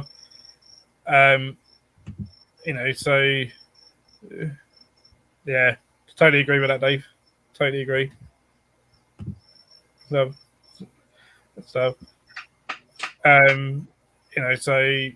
new research, will come out, and perhaps a scientific paper and stuff, and then you're like, oh yeah, want to learn this. That's part of going to conferences. But I say they're big labels to change at a zoo, aren't they? Can be. So, sometimes I try and make things very generic. Sometimes. Richard says, we know that animal care is the most important, and also animal enrichment. So what's the oddest, strangest thing you've seen an animal enjoy? Ooh. It's often the simplest things sometimes. So, every single cat loves a box. Doesn't matter what type of cat it is. Give a tiger a box, it sits in the box. Give a human child a box, it's the same thing. They love a box. So in terms of novel, any kind of novel item, can be enjoyed. If you like, they'll get some kind of stimulation out of it, and stuff. So you do try sometimes weird and wacky things. Bubble machines with animals to see how they react to bubble machines. So rubber snakes to see how they react to rubber snakes. Sometimes they don't care. So I've never stole anything off you. One of the monkeys nicked something out of your pocket or anything like that. No, never let them get close enough.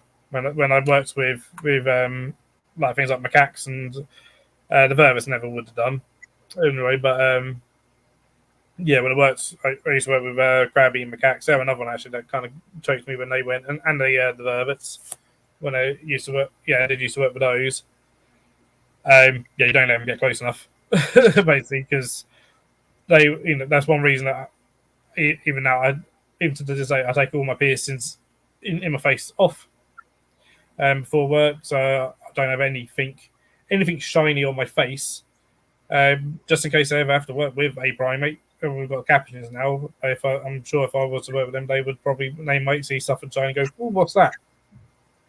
Don't give them the opportunity, sort of thing. So it's easier to take all my piercings out just in case I have to work with something that might grab them. Yeah.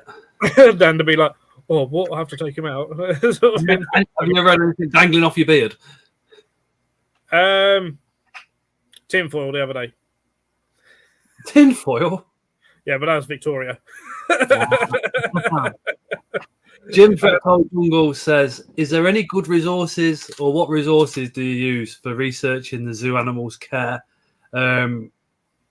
Also, what resources are out there for the public in case, like, a couple of us are interested after the live, maybe? Where could we go to? All sorts. Also, I mean, zoos utilize private as well. There's a lot of knowledge in the private sector.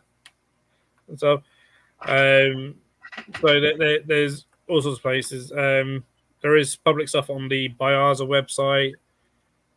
There are certain podcasts. I listen to a lot of podcasts nowadays.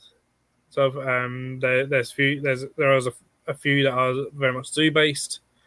There's some, one of my favorite ones actually is Animals at Home.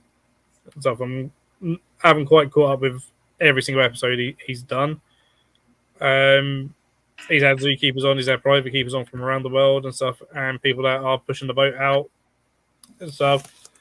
But great. I mean, one of the best resources for me I find is conferences. So in terms of like for reptiles, the Advancing Herbological Husbandry Conference is fantastic because it's open to the public, and you get zookeepers there. So, loads of books. So almost everywhere's a good resource for scientific papers. So, in terms of like for husbandry guides, they're not really made public, but at the same time, a lot, some of them aren't necessarily, anything different to, some of the ones in private sort of thing. So it's just finding out what looks good to you sometimes. So, if there's local societies, they'll have knowledge. So there's also all sorts of places that zoos utilize, but a lot of scientific papers a lot of the time, as well as people that legitimately keep and breed stuff. Again, there's a lot that zoos can learn from private. A lot of the time, actually, especially with reptiles and inverts, amphibians, the LVIs. A lot of time, if it's something that's endangered, it's actually often bred in private hands before it's bred in zoos. What would you say is the top 10 must-know things as a zookeeper? And then also on the back of that, what things did you wish you'd know before you become a zookeeper, what you know now? Top 5 things. I'm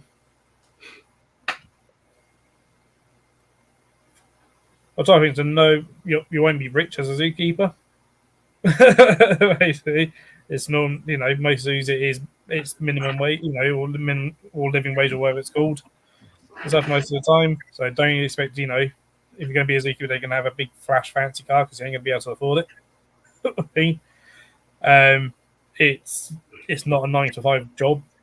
You're perhaps going to be doing work in the in your own time and stuff, like research and stuff, and contacting this, doing emails, this, that, the other, maybe even writing a paper if that's something that they might do, or some places, even my place doesn't, some places require you to write papers and stuff as part of it.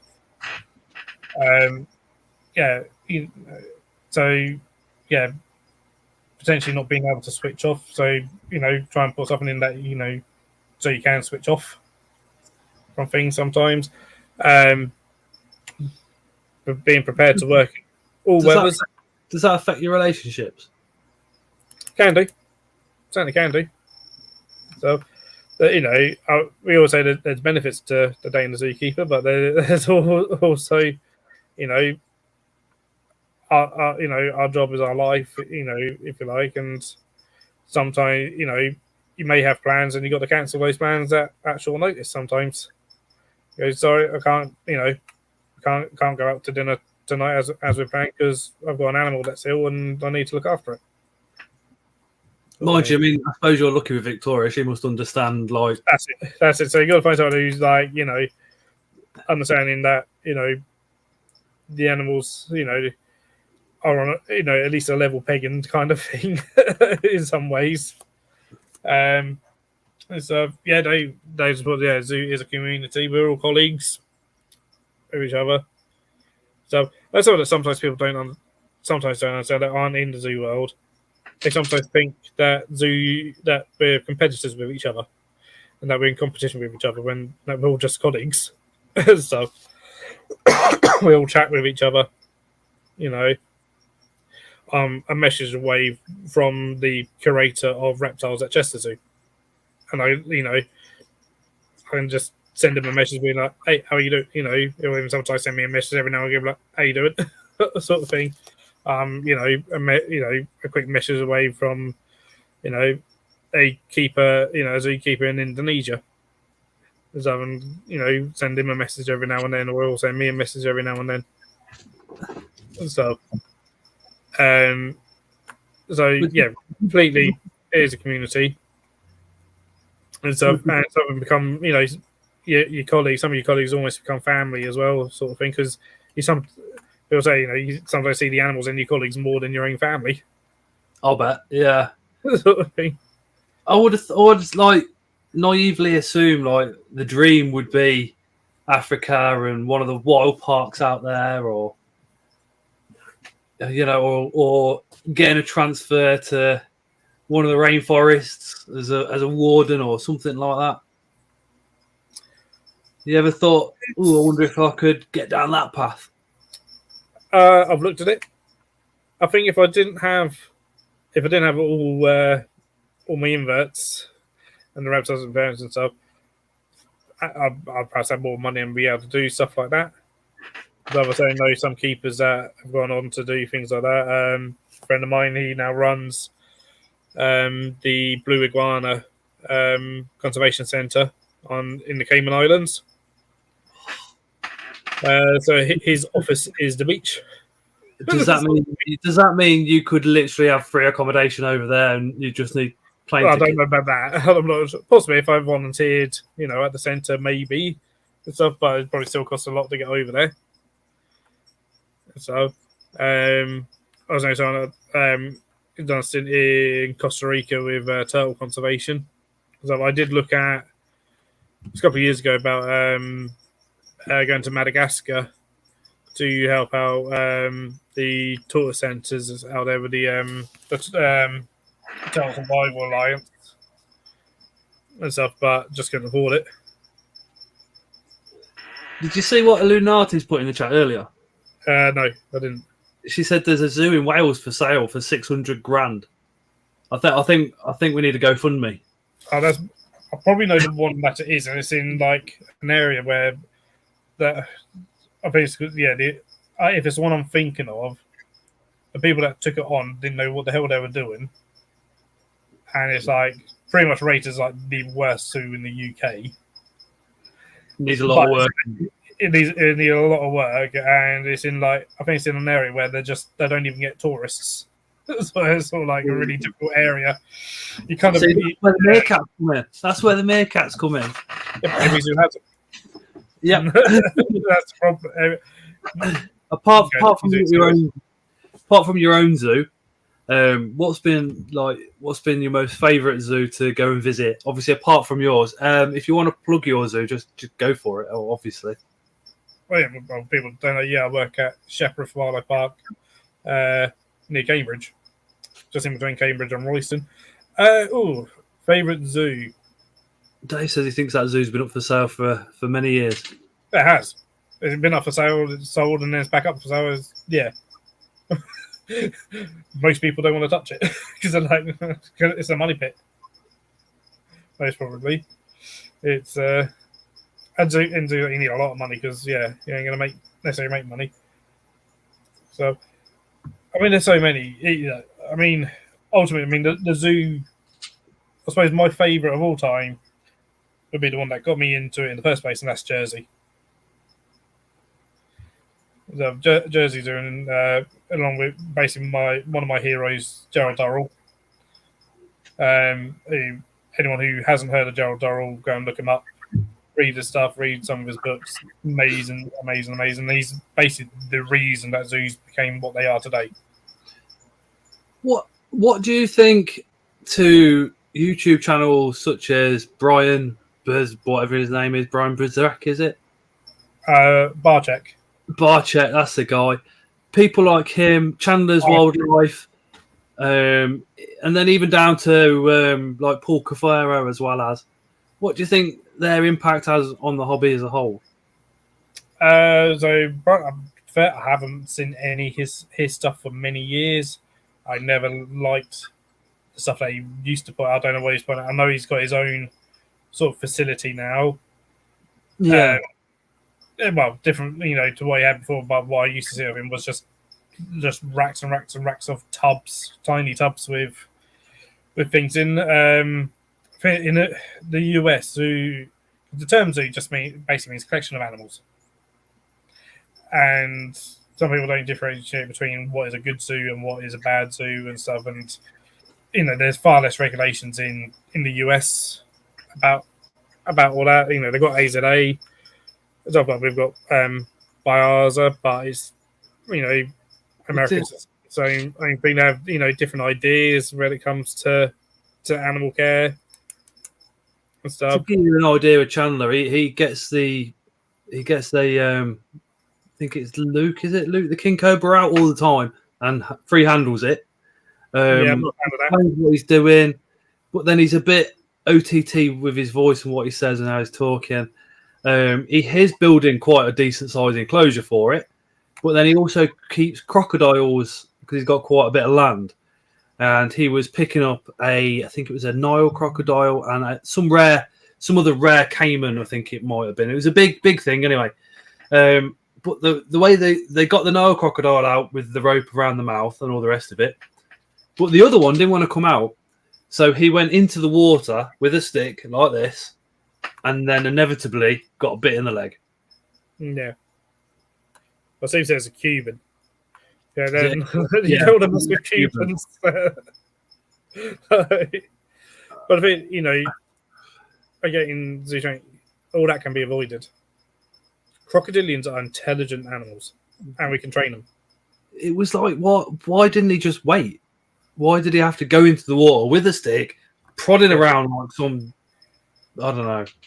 Yeah. I mean, like, as far as I'm aware, I don't think any zoo in the UK uses ropes with their crocodilians, because literally what we'll do is train them to come into areas. You can crate train them. So a lot to a crate by themselves. A lot of the videos I see is like they get the crate. There's a hole in one end which the rope goes through, and then the crocodilian is obviously roped up, and then it's pulled by a group of people to the crate, which is in terms of UK. As far as I only work with Cuvier's dwarfs. They're tiny. They're the smallest crocodilian. But it doesn't seem to be much of a thing here in the UK in terms of zoos. Because I've certainly seen footage of friends of mine who have trained crocodilians to take conscious blood draws and will just happily walk into a crate just by themselves and stuff. It takes a while to do, but it can certainly be done. And so, station train them. They're intelligent animals, so we can train them to do stuff, which then means that you're not having to do stressful things with them. Jim says Chris Giletto was there. So yeah, and Tyler, whatever his Tyler Nolan, he was there and all at the time. I did watch some.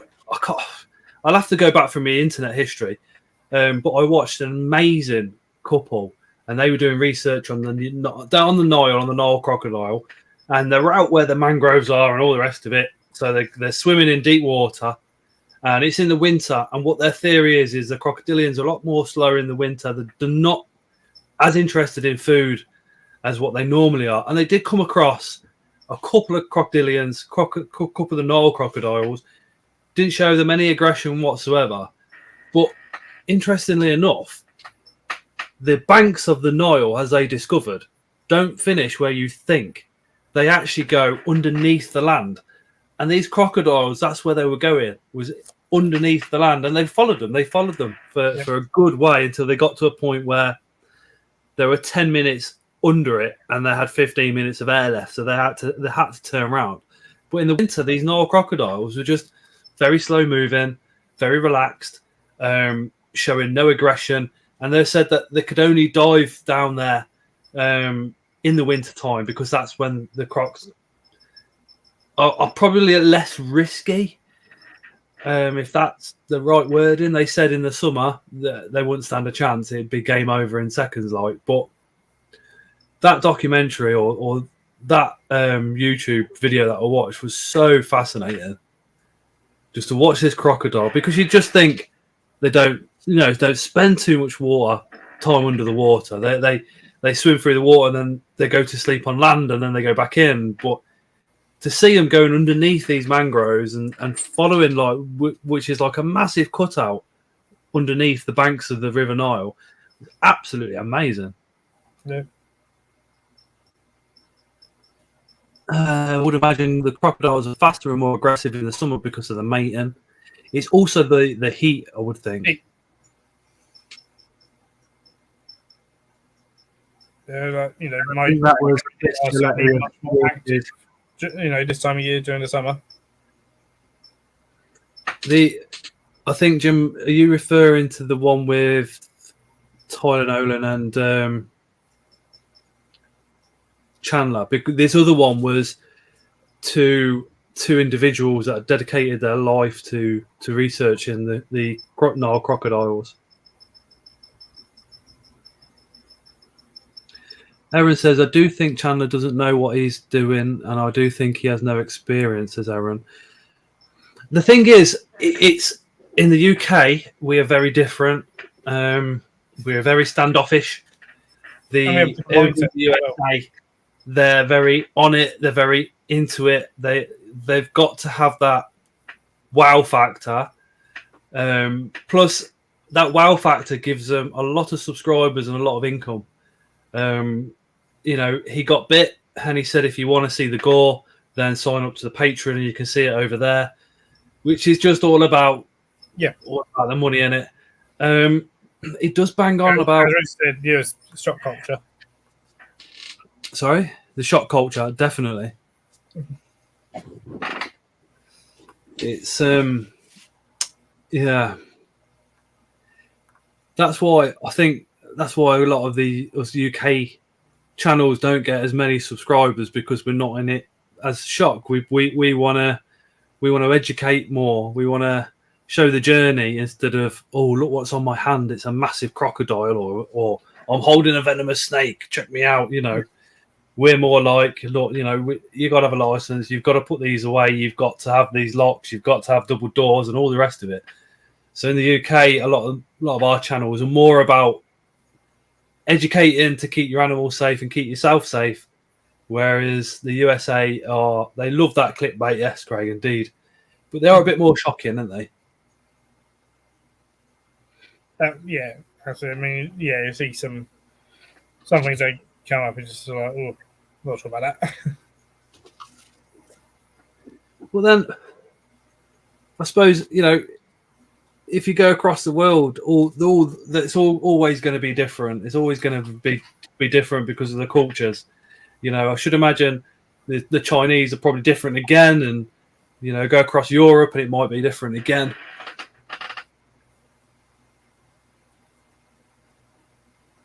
I am from the generation. I mean, we watched people going out on telly into the like the Everglades and into the swamps and stuff like that, and finding snakes and venomous snakes, and they were getting handled and all the rest of it. That type of stuff still interests me because, like I said, I watched it as a child.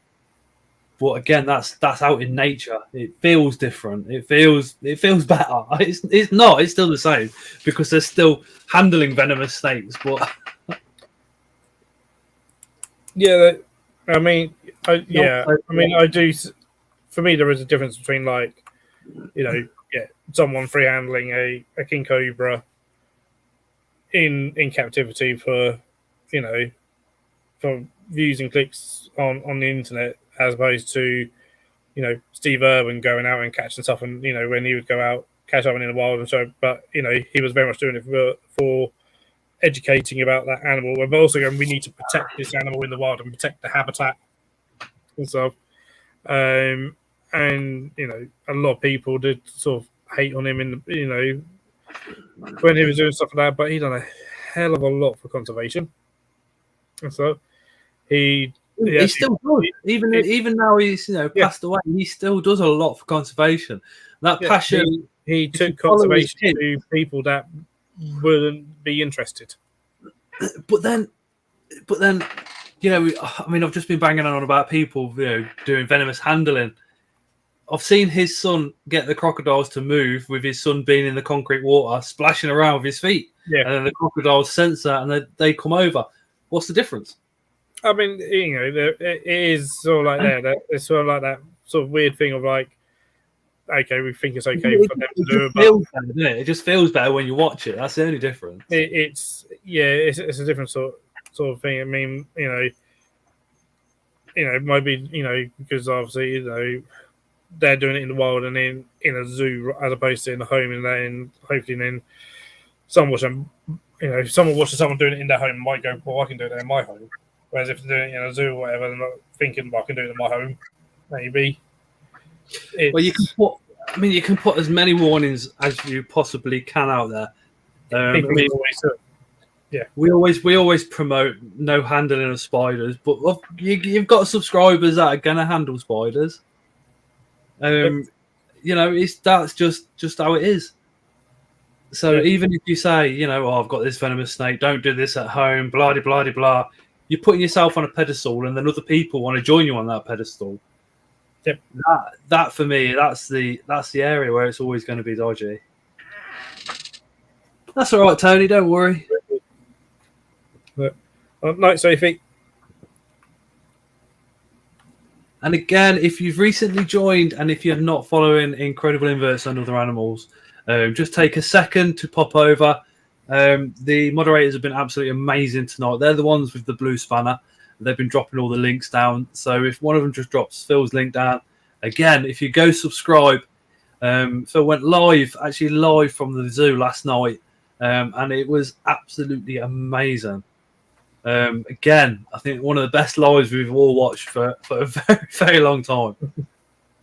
It's almost like a behind the scenes type thing. It's I don't know. It kind of gave us an insight to what Phil can literally do at night time, which is just chill in the zoo if he wants, which is amazing.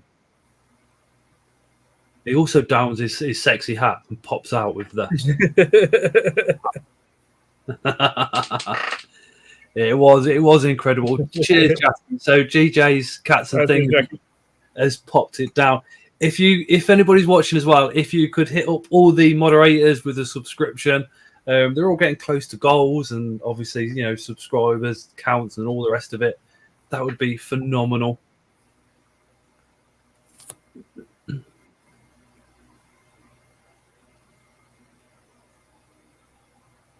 Phil looked incredible last night. Queer eye for the straight guy, telling you, Phil. It was like a sexy version of Indiana Jones brought back. Last night was I was like finished work, had a quick shower, done a load of feeds, and then was like, right, stream time. Feeds and watering are killing me at the moment. Literally, I was like, that's why I was like a little bit late into like the pre-chat, if you like. Just I was like, oh no, I've got to put water in all the slings. Phil made me wet last night. It said Steve. Dingo's the other YouTuber.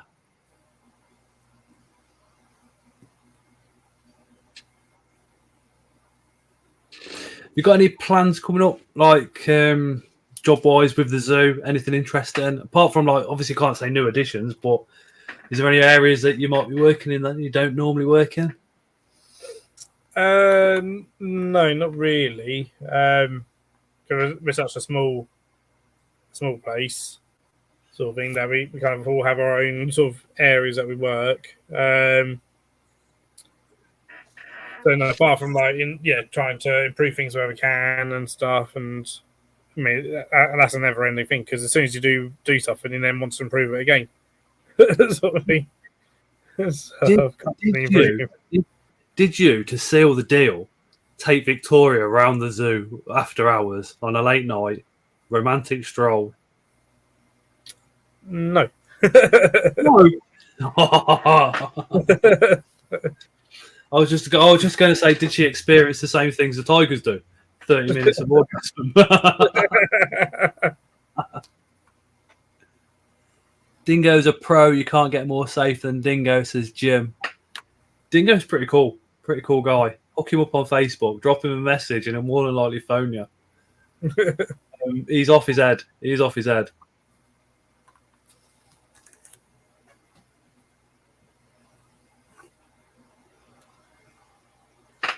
Oh, yeah, more water. If anybody has any more questions for Phil, again, if you recently joined and you don't know who Phil is, Phil's a zookeeper. He's a living zookeeper, so he lives in the zoo, and he also runs an incredible channel called Incredible Inverts and Other Animals.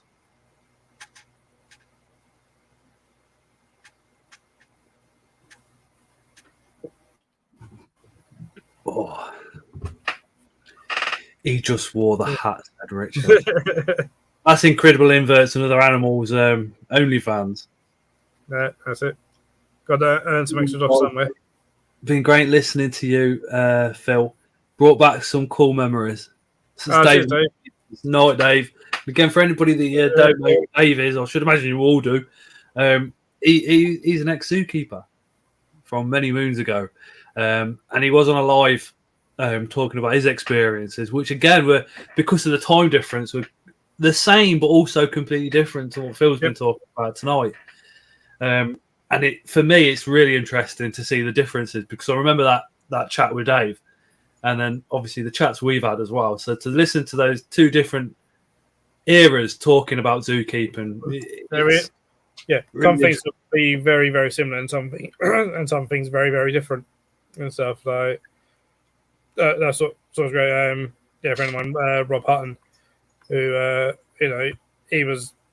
I believe Dave said that's his old boss. I know Rob Hutton. I sort of known him for a few years and stuff, and like talking about his days as keeper in the '60s and stuff, and it's like, well, sort of thing, and stuff, and I mean. Got there because he was at Whipsnade, and then I know some of the LVI keepers at Whipsnade now, and just sort of chatting. Also, and they're both discussing each other's experiences at the same zoo, and stuff, and how different, how different, but also how similar they were. So I was even like, just me is amazing. But we learn things from from ex zookeepers all the time, and so. From people that done it way before us and stuff, there's experience there that's not to be dismissed at all. So again, I actually have books that are old zoo books or old husbandry books that are well out of date, but actually there's sometimes some bits in there that are still relevant, good information in. So, and a lot of it worked back then.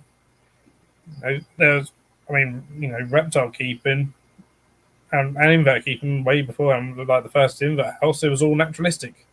It was all life planted naturalistic. So even to the point where they perhaps even ship the soil from where the animal came from. I'd love to do that. I'd love to do that. I think for inverts, the way forward is bioactive. Bioactive. Put some plants in. Are they bothered if it's the same plants that they find at home or not? So, I don't think so. Somebody else would say definitely. you're always gonna have debates on that one. The whole term there's a whole debate over the term bioactive. That's a whole debate in itself. It's just easier to say bioactive. It was Phil that first introduced me to the word pseudo-naturalistic, and I was like, huh? So pseudo-naturalistic. Phil explained it to me, so I'm going to ask him to explain that to you guys. Another, one of the latest ones I actually heard from John Courtney Smith, and actually I liked his explanation of it. Actually, it was like, actually, I preferred his to what I used to say. So I've started using his a lot more actually. Of that if it's got live plants in, it's live planted. It's a live planted enclosure. And so a lot of us.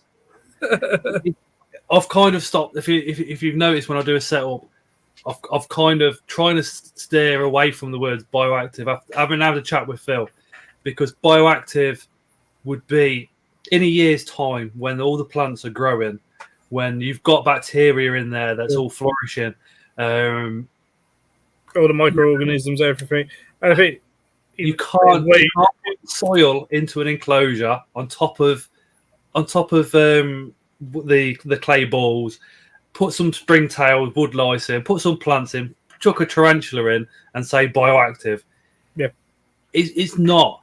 So a lot of us YouTubers just basically lie to you, to be completely honest. It's like Phil said. He actually said, and again, I was actually on a episode of Animals at Home podcast. They talked about it, and he's literally like almost every single bioactive enclosure seen on the internet is not bioactive. He's like, has it cycled? Yeah, how long does that cycle take? In a fish tank, but the best way I can explain it is in a fish tank, you've got a bioactive and a mechanical filter. Yep. So the bioactive is where the bacteria sits. If you just set that filter up with water dechlorinated, there's no bacteria in there for a start.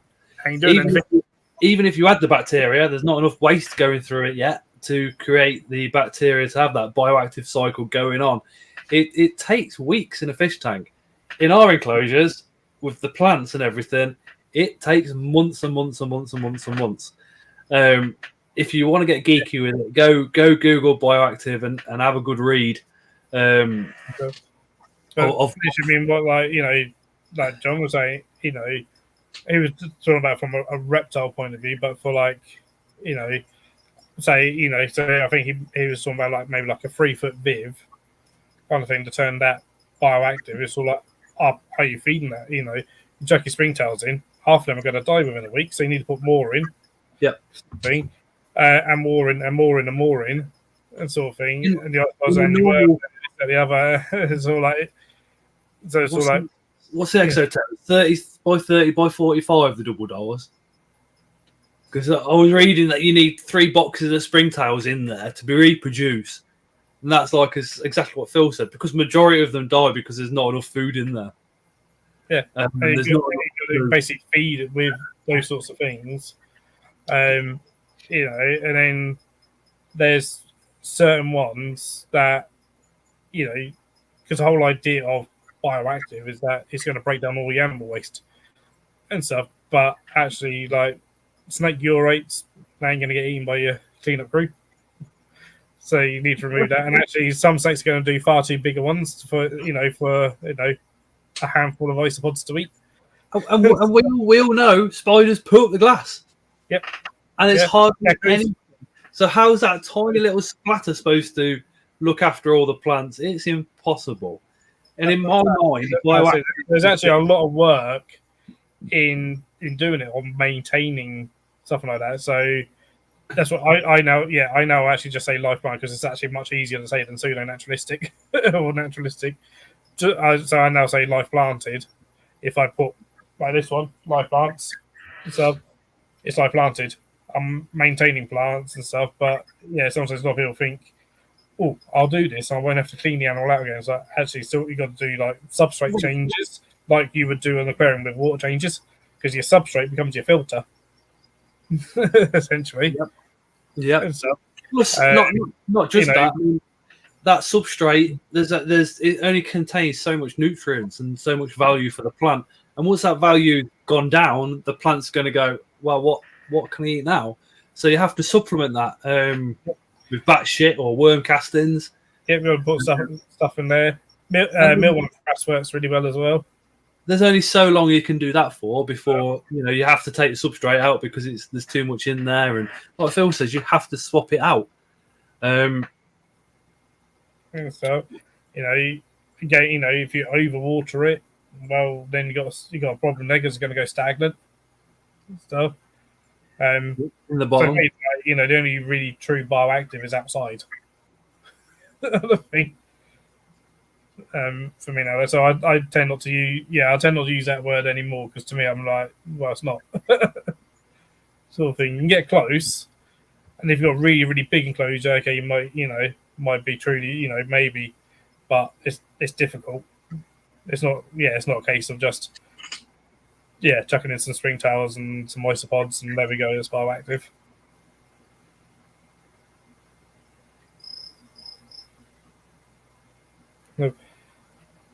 The whole time, a lot of that came from sort of dark frog communities and stuff because they'd often obviously feed their enclosures with spring towels and dwarf white isopods as a way of breaking down the plant matter, but also as food for the frogs. No, Aaron. Well, we'll get that in. We'll do an evening with Aaron. Yeah, the dark frog community are very, very. They love the word bioactive, but say the dark frog. They don't actually, because there's a whole bunch of dark frog community that laugh at the term. It's more YouTube. It's more YouTube where the word bioactive is thrown around all over the place. I'm guilty of it myself. It's a buzzword. But yeah, it attracts people. It's become a marketing word as well. Yeah. So you go to any of the shows, any reptile shop, and nowadays it's bioactive equipment because that's become the buzzword, and people want that sort of stuff. So it sells stuff. So the term's not going to go anyway. It sells stuff and it puts the price up as well. Yeah. Oh, yeah, it does. Often you find the stuff cheaper in a different market. Sort of thing. You want your clay balls, go to the garden centre. They sell them. Sort of thing. And they could be cheaper. Sort of thing. It's instead of looking at bronze and stuff like that, for more the arboreal stuff, I've started looking at ivy because the ivy will climb up and wrap itself around the tubes and actually take nutrients from out the cork bark to carry on growing as well, roots itself to it. So anything that you've got like in there that's up, including backgrounds, it attaches itself to, climbs up, and it looks absolutely amazing. Yeah, same with it's cheap. Like, devil's ivy as well. Pothos. Yeah. Oh, that. Yeah. If I'd have knew how big the leaves can go on pothos, I wouldn't have bothered using it because it fills an exo within weeks. The smaller ivy, like I've got leaves like that sort of size in my tropical house, so like bigger than my head. Exactly, yeah. Whereas a smaller ivy just climbs up quite nicely. Yeah, actual ivy, yeah. It can also branch out, so as well as it climbing up, if it's got a structure to climb up, it can put stuff out. I was always told ivy is poisonous. That poison ivy is generally what you can get from the garden centre. Isn't going to do. There are some toxins in there, but as long as you're not obviously some sickness insects can eat it, but as long as you're not like feeding it to, putting it in an enclosure where stuff might kill on it.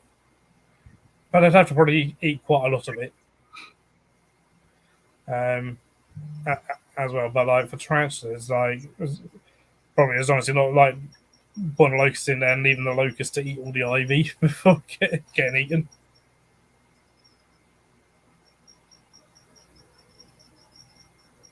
It's good. So the odd gym sources outside, absolutely. Especially if you leave the dung, it attracts dung beetles. And then you get loads of dung beetles, and then you get better grass. Especially for sulcatas, even better. Yeah, Jim's got some amazing things happening on his channel.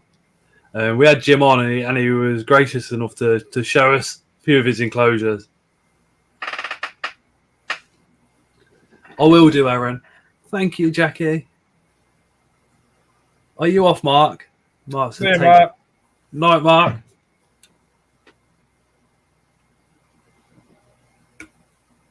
But yeah, the word bioactive will never go anywhere. But it won't unless someone else takes its, unless someone else sort of takes its place. But yeah, it's a clickbait word, isn't it? Now it is. It's kind of it is used to sell a load of products nowadays. Every company uses it and wants to market things as bioactive. The thing I find about it is when you get things that are sold as bioactive ready. It's like, I mean, it's ready.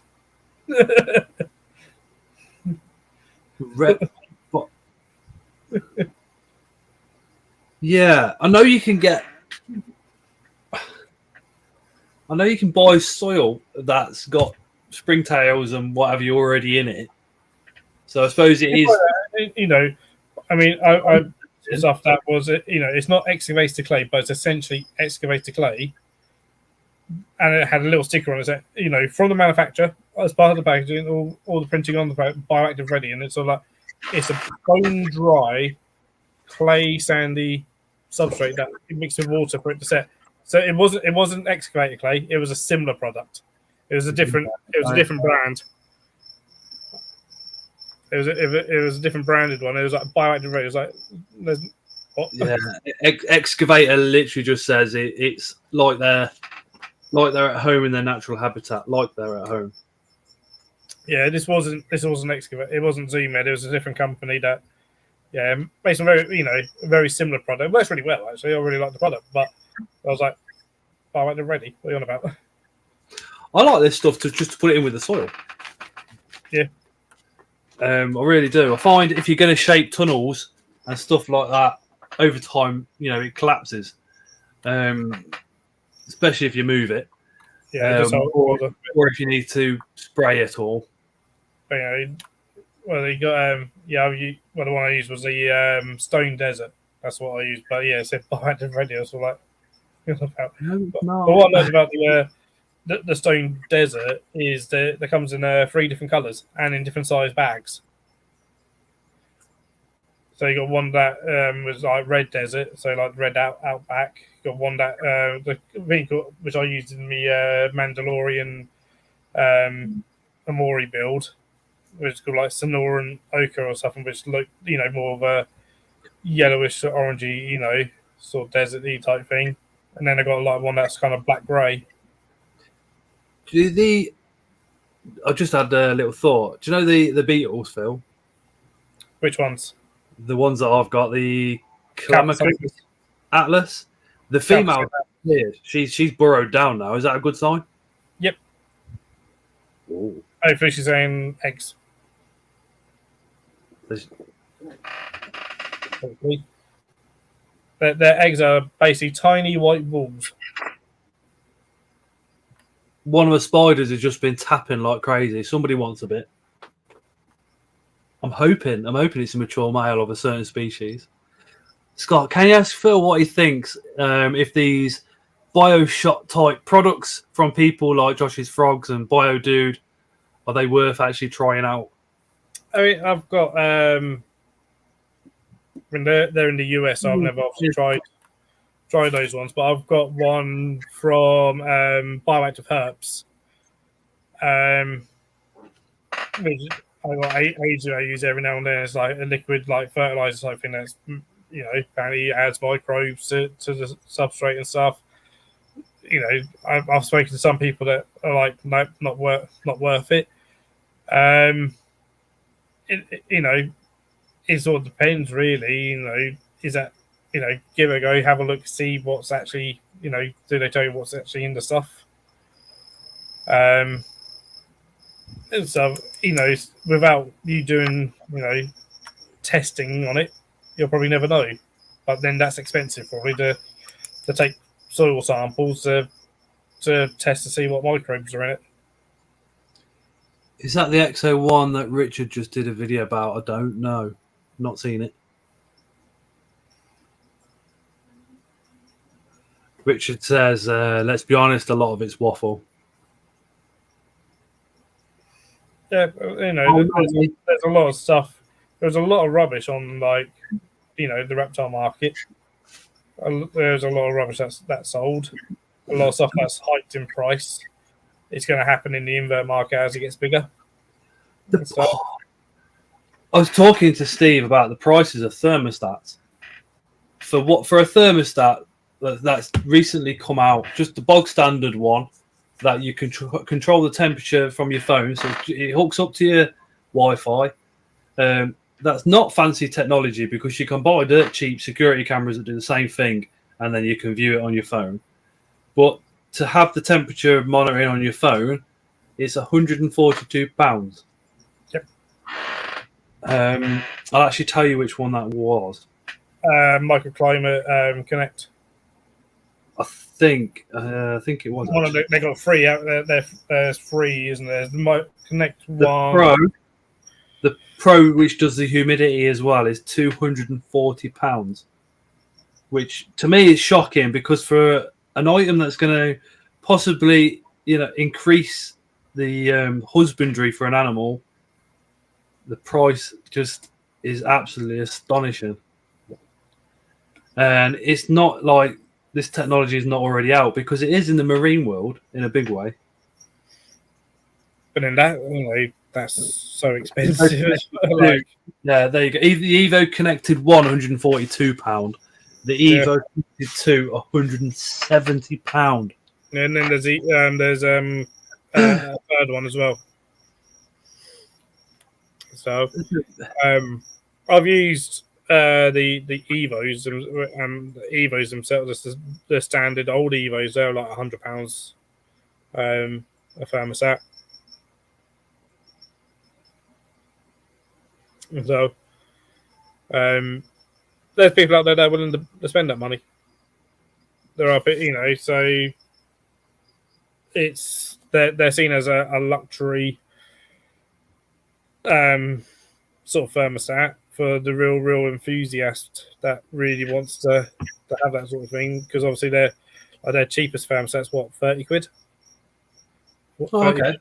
30, 40 quid, but that's just on-off mat stat, which are kind of naff, and even they say they're naff.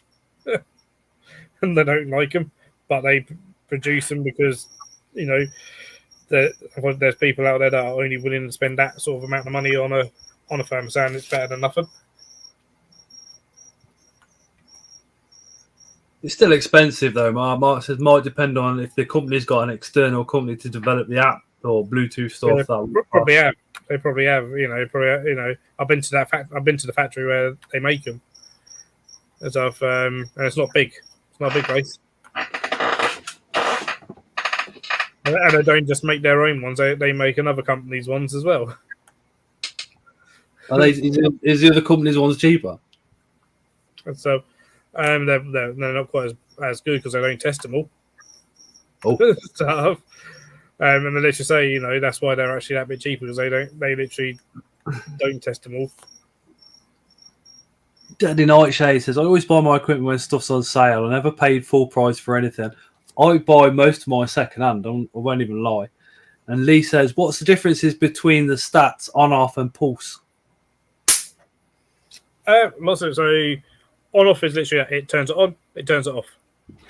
So so on your heat mat, you set it to 30 degrees. It'll go just above 30 degrees, then it'll turn it off, and it'll go just below 30 degrees, and it'll turn it back on. That's what an on-off does. So they're like, your most basic stat that as people get into, further, you tend to end up hating those ones because they're really inaccurate. So, and that's every single company, they're not great. Pulse proportional, really only want that on like non-light emitting heating. completely because it's literally just sending pulses through all the time to keep it literally the same temperature all the time. So, so they're really useful. That's really useful for things like incubators. So if you want constant temperature. So, and then you got the dimmers, which you can use on any. Some people just say like, oh, that can only be used on light emitting. Can be used for things like ceramics and stuff as well. And that you can actually, basically ramp the temperature up, and it'll slowly bring it down and stuff. So depending on what temperature you set it at, will depend on what sort of amount of power it's actually putting through to your heat source. So if you're using something like a halogen bulb, you can set the slowly come on. And if you've got something like the Evos, what I really liked about the Evos is that you can set different times and be like, right, well, at 8 a.m. I want it this temperature. At 10 a.m. I want it this temperature, and like you can actually see a halogen bulb slowly come on as if it's like sunrise and sunset, almost, depending on the other temperature factors. So, on-offs I'm not a fan of. So I tend to go, if I need a stat, I like to get at least a dimming stat. So, and a decent dimming stat, you're talking like 50 quid, 50, 60 quid just for a decent dimming stat. All my aquariums are second hand, apart from an emergency buy. I'd say 95% of my enclosures are second hand, even down to quite a few of the plastic ones. It's always worth. Second hand's always worth getting. The Exo Terrors are nice for the spiders, but I am liking the Spider Shot ones at the moment. I've got 3 of those. They're second hand though; they're not brand new. What's the best to use with heat mats? I don't know. Probably pulse. Well, it depends when. Personally, I'm not a fan of heat mats. I just really don't like heat mats. It kind of depends on what you're heating really, and the size of your heat mat. But a lot of people go for pulse proportional for heat mats. But yeah, it all depends on what you're heating, and you got to make sure that the whatever wattage it is that stat can actually take that wattage as well. Because the mat stats tend to be fairly low wattage as well. Phil, Deadly Nightshade says, how are the sapphire flower beetles doing? Yet to be beetles. They're still larvae. Hopefully I'll get them to become beetles, hopefully, because that'll be amazing if they do, because I've never seen one in the flesh. What are you feeding them on? Substrate? Yep. Is that Phil's special mix, or is just the same beetle substrate that you said in the video? Same mix. It's rotten leaf mulch, rotten wood, organic compost. Ran out of shiitake, so hasn't got any shiitake in stuff. But I haven't got much left now. Not after those beetles. Yeah, that's right. When especially like things like Alcasoma, when you get larvae, they will eat a lot. And so all the rhino beetles absolutely eat loads and loads of wood. So yeah, you even need lots and lots of wood around, or like I say, we're experimenting with making my own flake soil, or to buy flake soil, but flake soil is expensive to buy. Yeah, you've got to almost culture it, haven't you? Flake soil. It's going to take time to make.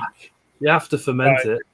Yeah, it's a fermented thing. It's fermented like shavers or sawdust, essentially. That's what it is.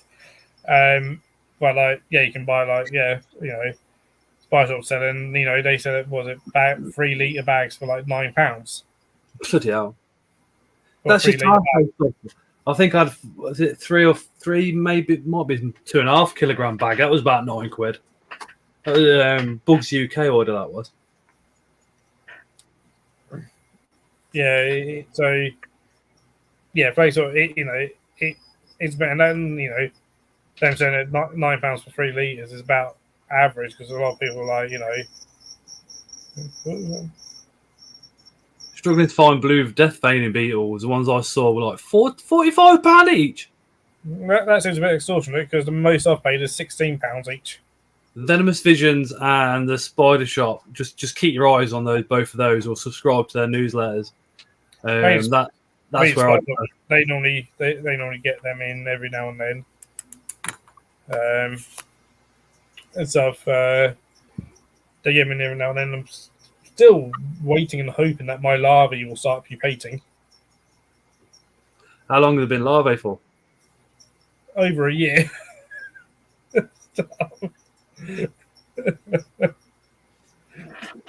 Wow.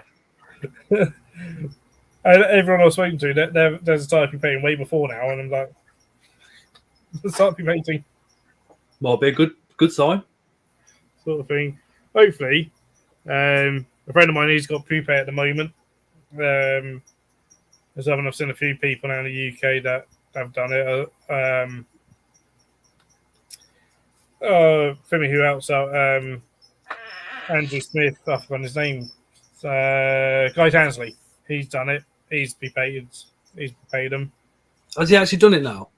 Yeah, I spoke to him at the Sea Show about a chat with him about how he got his through pupation. The atlases, they're doing fine. Just that the male was on top of the substrate, the females burrowed and disappeared. So I'm literally about ready to pull the male out, put him into like a display enclosure, and let him live his life out. Yeah, that's what you want. Sort of thing, and hopefully she'll be busy, hopefully laying lots of eggs. Well, when I spoke to Beth, she kept them together from day one. So fingers crossed they should have mated then, hopefully. They've already done the business. But again, we're looking at a year and a half before we know if that project's successful. But if it is, I'll be chuffed. I will be chuffed. I tend to not dig around too much. So as long as that substrate has got plenty of wood and leaf mulch and stuff in there mixed in, I wouldn't dig around. I don't tend to dig around until basically I find the female dead. Sort of thing. Or until I'm like, I haven't seen this female for 2 months, 3 months, 4 months, whatever. Let's have a dig around. Might find that she has eyes. Sometimes you don't. And then hopefully you might find larvae. I wouldn't want the male passes away. If he passes away in perfect condition, that's one that I wouldn't mind sending off. To get taxidermied. Yeah.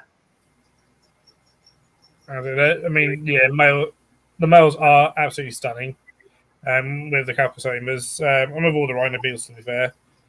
That's where you want kind of high protein in the substrate for the larvae to get the major males, so ones with big horns.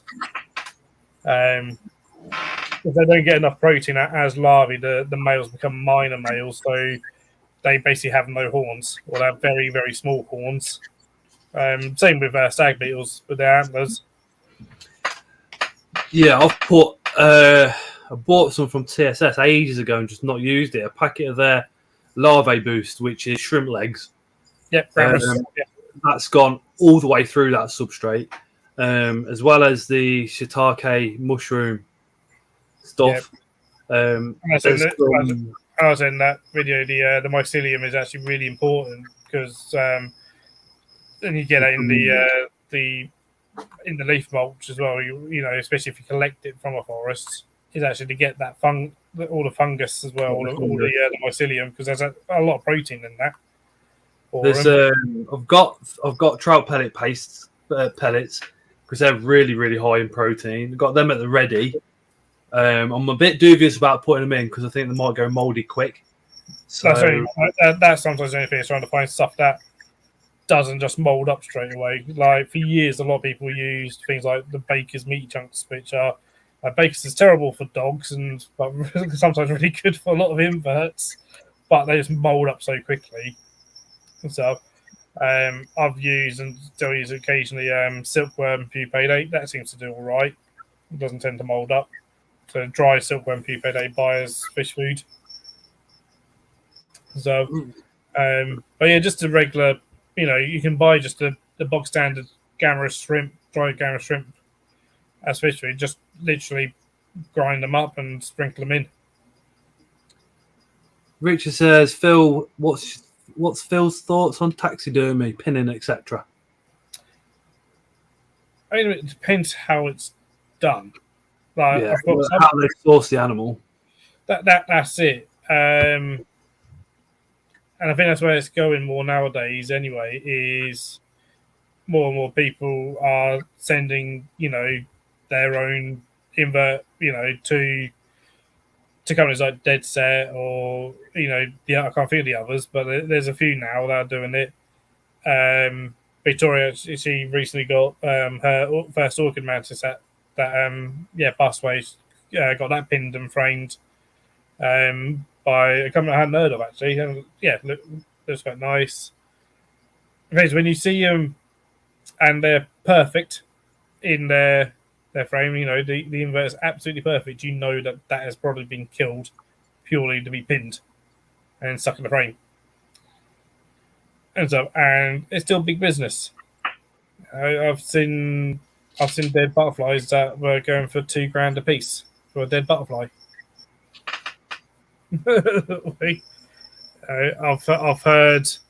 I've heard of stories of a show in Europe, and this person was selling these dead pinned scorpions, and someone I know and respect kind of that's another one. Yeah, Bugalific, that's another one.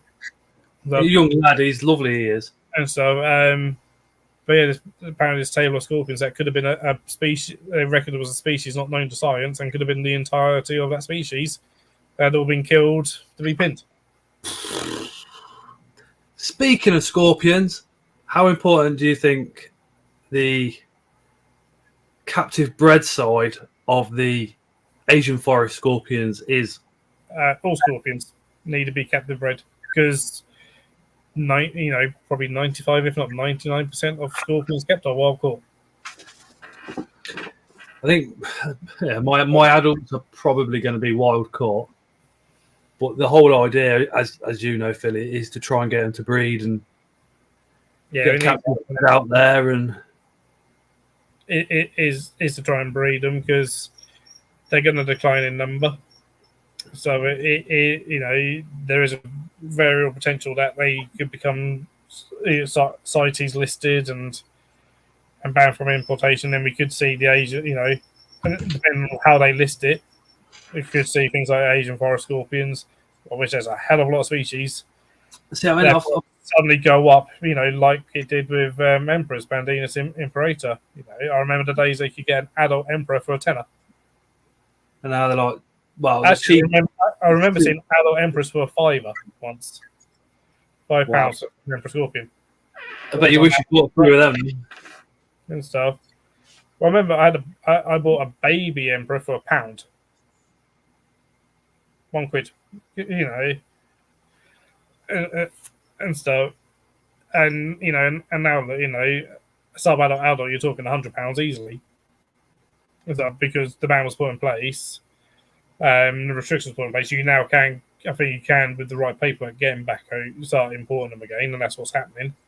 Yeah, Clayton does every now and then, doesn't he? Yeah, but that price shot right up because no one was breeding them, and it may be because no one saw a monetary value in it because they were so cheap. They're quite prone to munching the babies. That's the problem with the emperors, and that's one of the reasons I haven't fought out for them.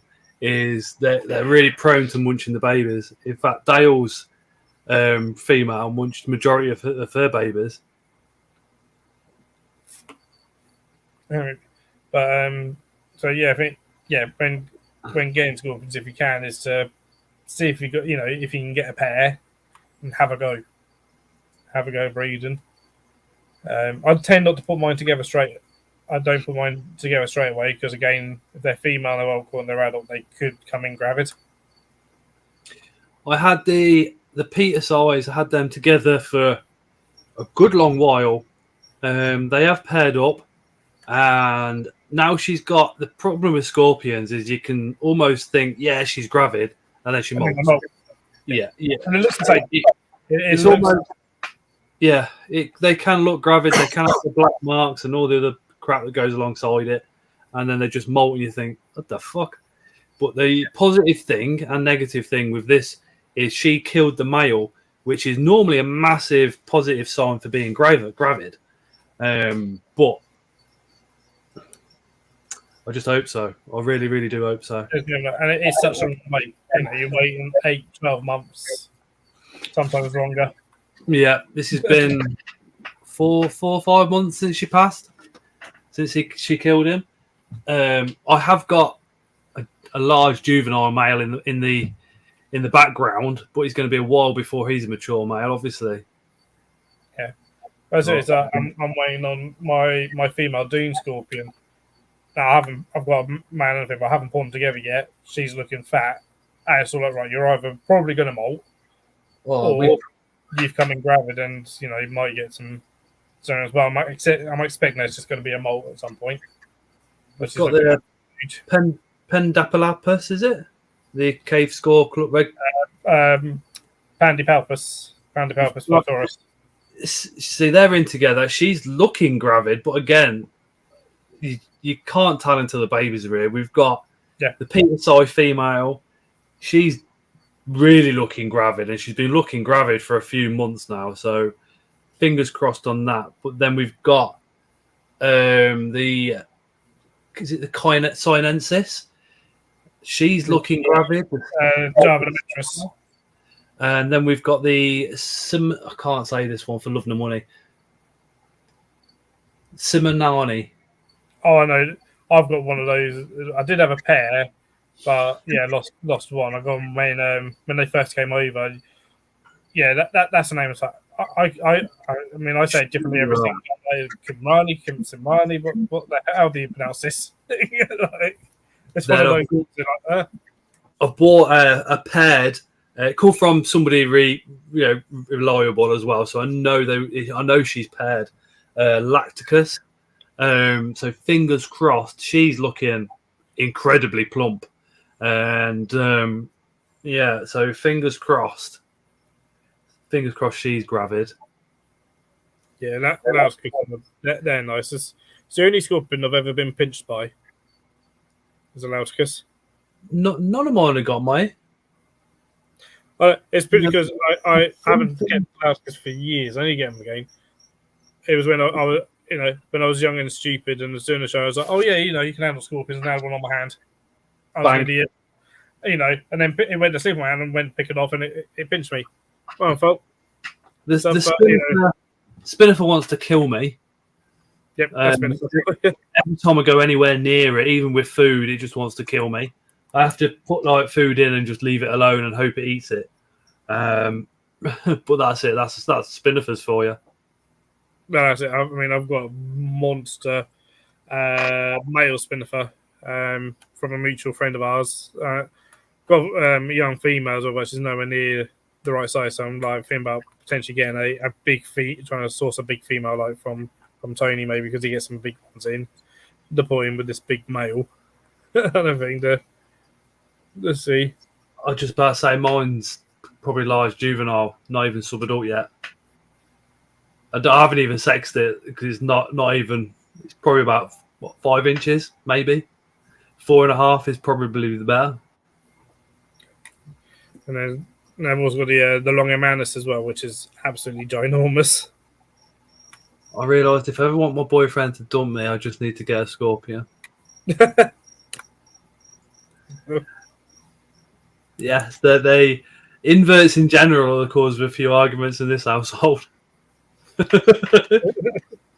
Inverts win.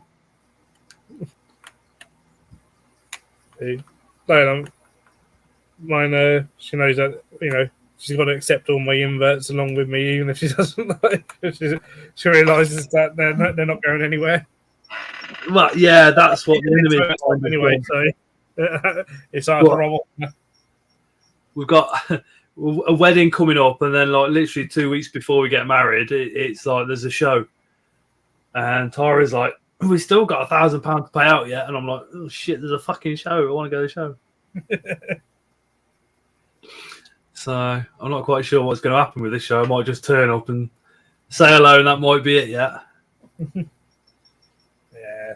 How big do spin? Yeah, mine is probably about 6 inches total length. Yeah, that's like 6 to 7. Yeah. Mate, that Craze Brothers vid you did still cracks me up.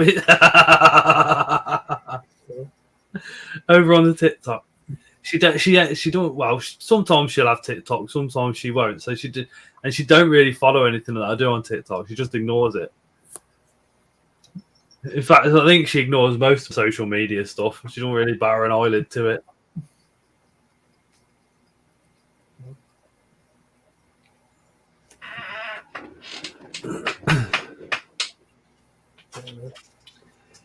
Scott, that Velcro video is not. Well, they were going up. That the Velcro video I did. It's on my TikTok and it's on my Facebook story. Go check it out. It was yeah. Everybody was doing one where like it was. I go down on my other half because it benefits me as well as them, and I was just like, yeah. Going down on my other half of it, realised the beard acts like Velcro, hence I'm growing it. Scott, you've got to come see my enclosure at the show. I will, Steve. I am incredibly jealous, but I'm also incredibly grateful. It's gone to somebody that I know who will look after it and whack something awesome in there. Lucky curly, yeah. But don't. There's not many. Yeah, Stranger Things for me is just like awesome. We were watching it, and I was talking to the lads about it at work a couple of years ago, and they'd never heard of it. And suddenly now they're all over it. Now it's popular. It's like, yeah, you know. I'm yet to start the latest season. What? Yeah, I haven't started it yet. I just haven't had time. We're pissed off that the next ones are coming out in October of next year. We're like, what the fuck? But it's all Dungeons and Dragons related. Is the evil side? So Demogorgons, Vecna is also in there. Eddie, we don't think he's dead because Vecna in Dungeons and Dragons has a sidekick who's a vampire and then turns and betrays him. So Eddie's been bit shitloads of times, so he might be able to turn into a vampire. But then a couple of others have also been bit by those things, so why haven't they turned into vampires? If Fraser says 2024 is the next season. No, it's not. It's next year, October. November of next year, isn't it? 2023. Mm-hmm. Yeah. Over a year. Layla's just come in and told me. Trust me, I know everything. That's only a rumour. No. It might only just be a roomie, I never know. It better fucking not be. Because I hope Bloody Eddie's still alive, because I love Eddie. Literally. About Chrissy. Chrissy, wake up. I don't like this. Can you hear her? Chrissy, wake up. Hey, hello. We were watching it. We were watching Stranger Things, and I'd done a lot of work. At work, I was knackered, and I fell asleep for 10 minutes. I woke up, and there she is crying her eyes out. Because something had happened. I don't want to say, just in case some of you might not have watched it all yet. Maybe Max will come back. Chrissy will come back amazingly. Every news source has said 2024. Now you're getting 2023. No, it's definitely 2023. They've already started making it. Because we've not. The reason it got delayed before is because of COVID. And now nobody gives a shit about COVID, do they? So It really is. That's my parents have both got COVID at the moment. Do you know how old they're all supposed to be in the series? What? 11, Mike, Max, and Lucas and Dustin are all 14 in the series, but their actors are like 18 and 20. Because of the COVID situation. Exactly. Yeah, we know, Layla. It's horrible. I like Max. She's one of my favourites. Same. There's no love for Vecna. There's never. I think Vecna's an amazing character. I think one's a weirdo though. Why is it called Strangest Thing? It's not. It's called Stranger Things. I think he's having a wind up there. I think Stranger Things is a reference, Dungeons and Dragons reference again, isn't it? Yeah.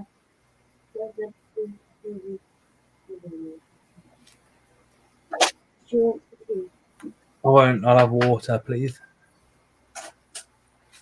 I is cutting down on tea. I am not drinking fizzy pop no more. I'm only having carbs at night time, so days are getting difficult.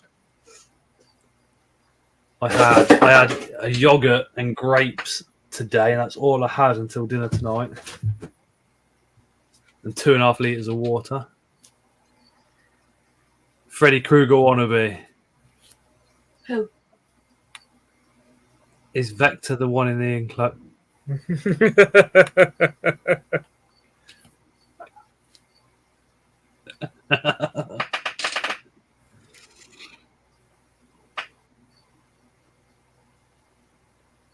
Why is your lid? I took it off because it makes bubbly noises when I suck through it. So, what do you want anyway? Layla's raiding the fridge. For vegetables. There's some carrots in there. Save me one. There's only one left if I take one. Good. Hey, husband. Hey, OC. I'll probably have to hop off at 11. No worries. We'll close the stream at 11 then. Have tomatoes? Yes.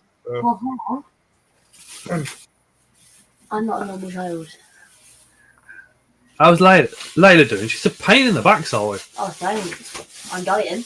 Absolute pain in the backside. She's just discovering boys. So it's getting interesting. Put it that way. I am dieting though. She's discussing boys now at the moment, is Layla. No. Boys and homework and schoolwork. That's about it. It's Oh, Stranger and Things. Stranger Things. Eddie. What about Eddie? I love Eddie. You used to like Will. You only like No. Eddie because your mum likes Eddie. No, she doesn't like Eddie at all. She likes bloody... What's his name? Oh, I can't even remember, but she doesn't like Eddie. And I didn't like him. I never liked Will. That bowl cut. What the flip? Things that entertain 12-year-olds. Have you seen my home screen? Yes. Go away now. Go on. Go Stranger Things somewhere else. No. No, I even have D&D dice, look. Yes.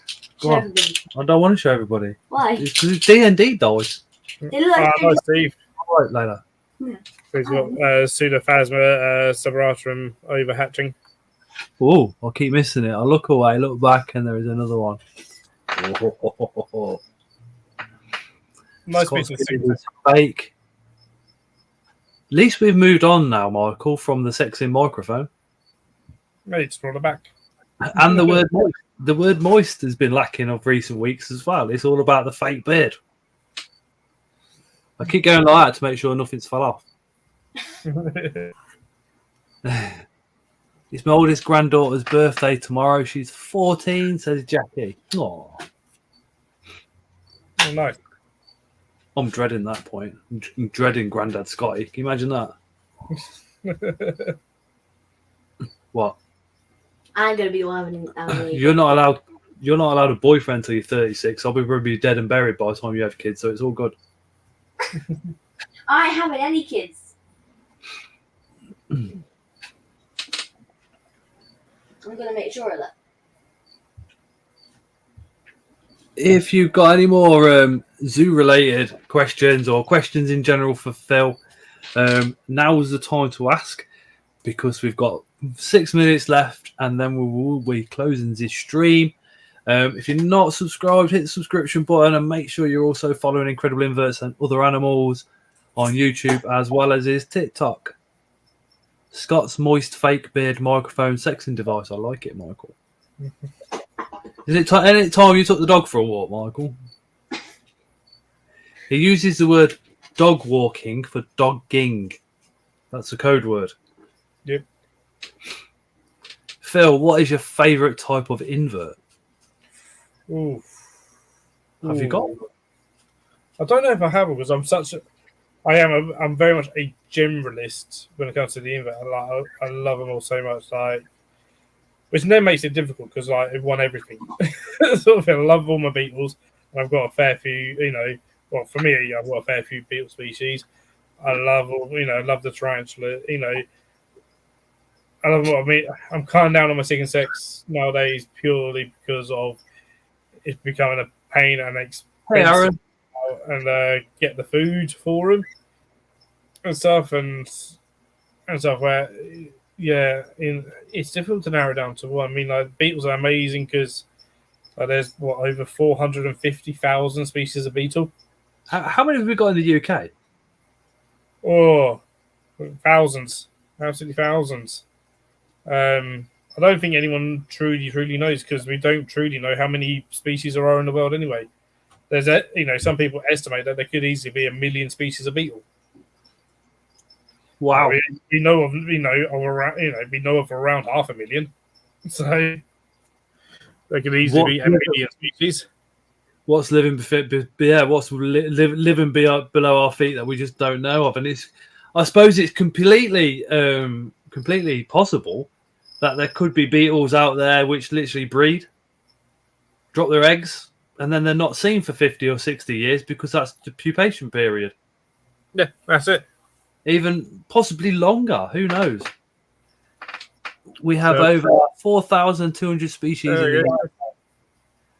So some Richard's been Googling. Yeah. No way did he know that off his head.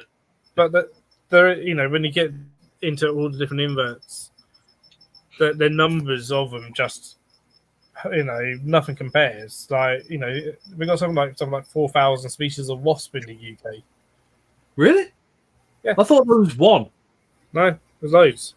I know there's a lot of there's hoverflies and stuff like that. They intimidate. They're flies. Hoverflies are flies. So we got lots of parasitic wasps. There's even a type of wasp that spends its entire life inside a seed. What, in the UK? And there'll be like 200 of them in that one seed. Is this that's cool? What? And they just literally live inside and breed inside the seed. How do they then get from one seed to another? They just move and stuff, but wasps are amazing things. Everyone just thinks of the common wasp that comes and terrorizes your picnic or your barbecue. The alien head type. That's one species. You got things like ichneumon wasps. They might that come out at night, and so there'll be some flying around now. There's all your different parasitic ones that parasitize caterpillars, other invertebrates, or parasitize plants and stuff. If you like figs, the only reason we have figs is because of wasps. It takes a wasp to fertilize to actually create a fig. I do like figs. Yeah, well, it takes a wasp to actually make a fig. Grows inside it, and the fig dissolves the wasp, and it basically creates the fig. Fuck off! Really? Yeah. But sometimes you'll hear this thing. Sometimes like, if you're eating a fig, you're eating a wasp. You're not eating a wasp because it's dissolved by that point. It's gone. Yeah. But a wasp has had to crawl inside. A fig wasp has crawled inside unripened fig, and it's dissolved inside it and ripened it up. And so, but there's those things like that. Flies pollinate cocoa so we can have chocolate. If we lost flies, we'd have no chocolate. McDonald's has a certain percentage of acceptable fruit flies allowed in their tomato sauce. Well, pretty much every food does, as an acceptable part of insect matter. If you eat something that's dyed red, chances are it's made out of beetles. Cochineal. Cochineal is crushed up beetles. The cochineal beetle for red food dye. Especially if it says it's natural. beetles. No, you know, It's the odd facts I love, said Richard's Aquatics. Really figs are tasty. Wasps right on them. I know, Jackie. Yeah. Oh, yeah, the fig wasp. same as Skittles was. So they, you know, they basically provide all our food for us. They run the world. So that's why when I was saying my invert talk here at the park is, you know, if we can't protect and save our invertebrates, we have no chance of saving and protecting all the other animals. Yeah, exactly. And so, because every animal relies on invertebrates, we rely on invertebrates whether we like it or not. And so, invertebrates keep us clean. Our faces are covered in mites. Yes. Yeah. I did wonder where you were taking that one. We're covered in there mites is- in our pores that feed on our sweat and stuff. They don't defecate at all and stuff. But we, you know, literally, when I've seen the program, it's like, you know, you think you can live away from invertebrates. If you think you can live without invertebrates in your daily life, you will die.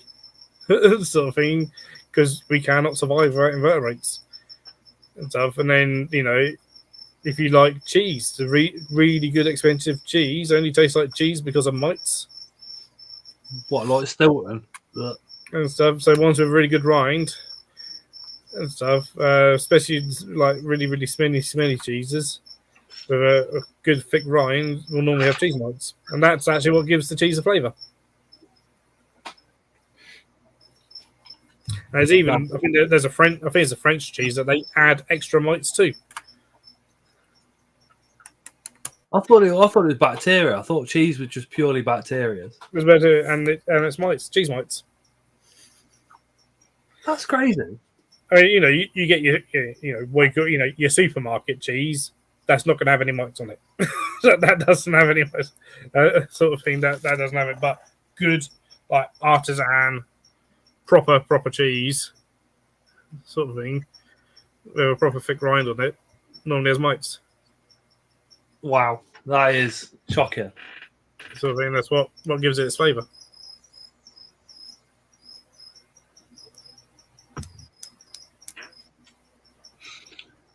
Right, it is now 2 minutes past 11. Unfortunately, we're going to have to end the stream. But if you've been watching from the beginning, thank you so much. Massive thank you to Phil, not only for tonight, but for doing his live yesterday and popping on the unboxing video from Bethany to tell me how to look after my beetles as well. Really appreciated that one. Fingers crossed we get loads of larvae and get some majors from them. But yeah, thank you. Cheers, Holmes who's popped in. Sorry, I'm late. Back. There's a TikTok channel to go and watch. Is the Home Zoo. Got baby bows on the go at the moment. But yeah, thank you everybody for watching, subscribing, donations, all the rest of it. Really appreciate your time. Cheers. Well, yeah, thank you so much, and we shall see you next week. Another video will be coming out for me for Thursday. When's your next video, Phil? Hopefully tomorrow. I just need to actually do it. Sort of thing, but hopefully tomorrow evening. I haven't done it yet. I'll do Thursdays on Wednesday. I haven't even decided what it's going to be yet. I have got a few rehouses to do, so I've got tomorrow morning just to get one done quickly. Hopefully. Steve says, "See you again on the next one." But yeah, night all. Take care.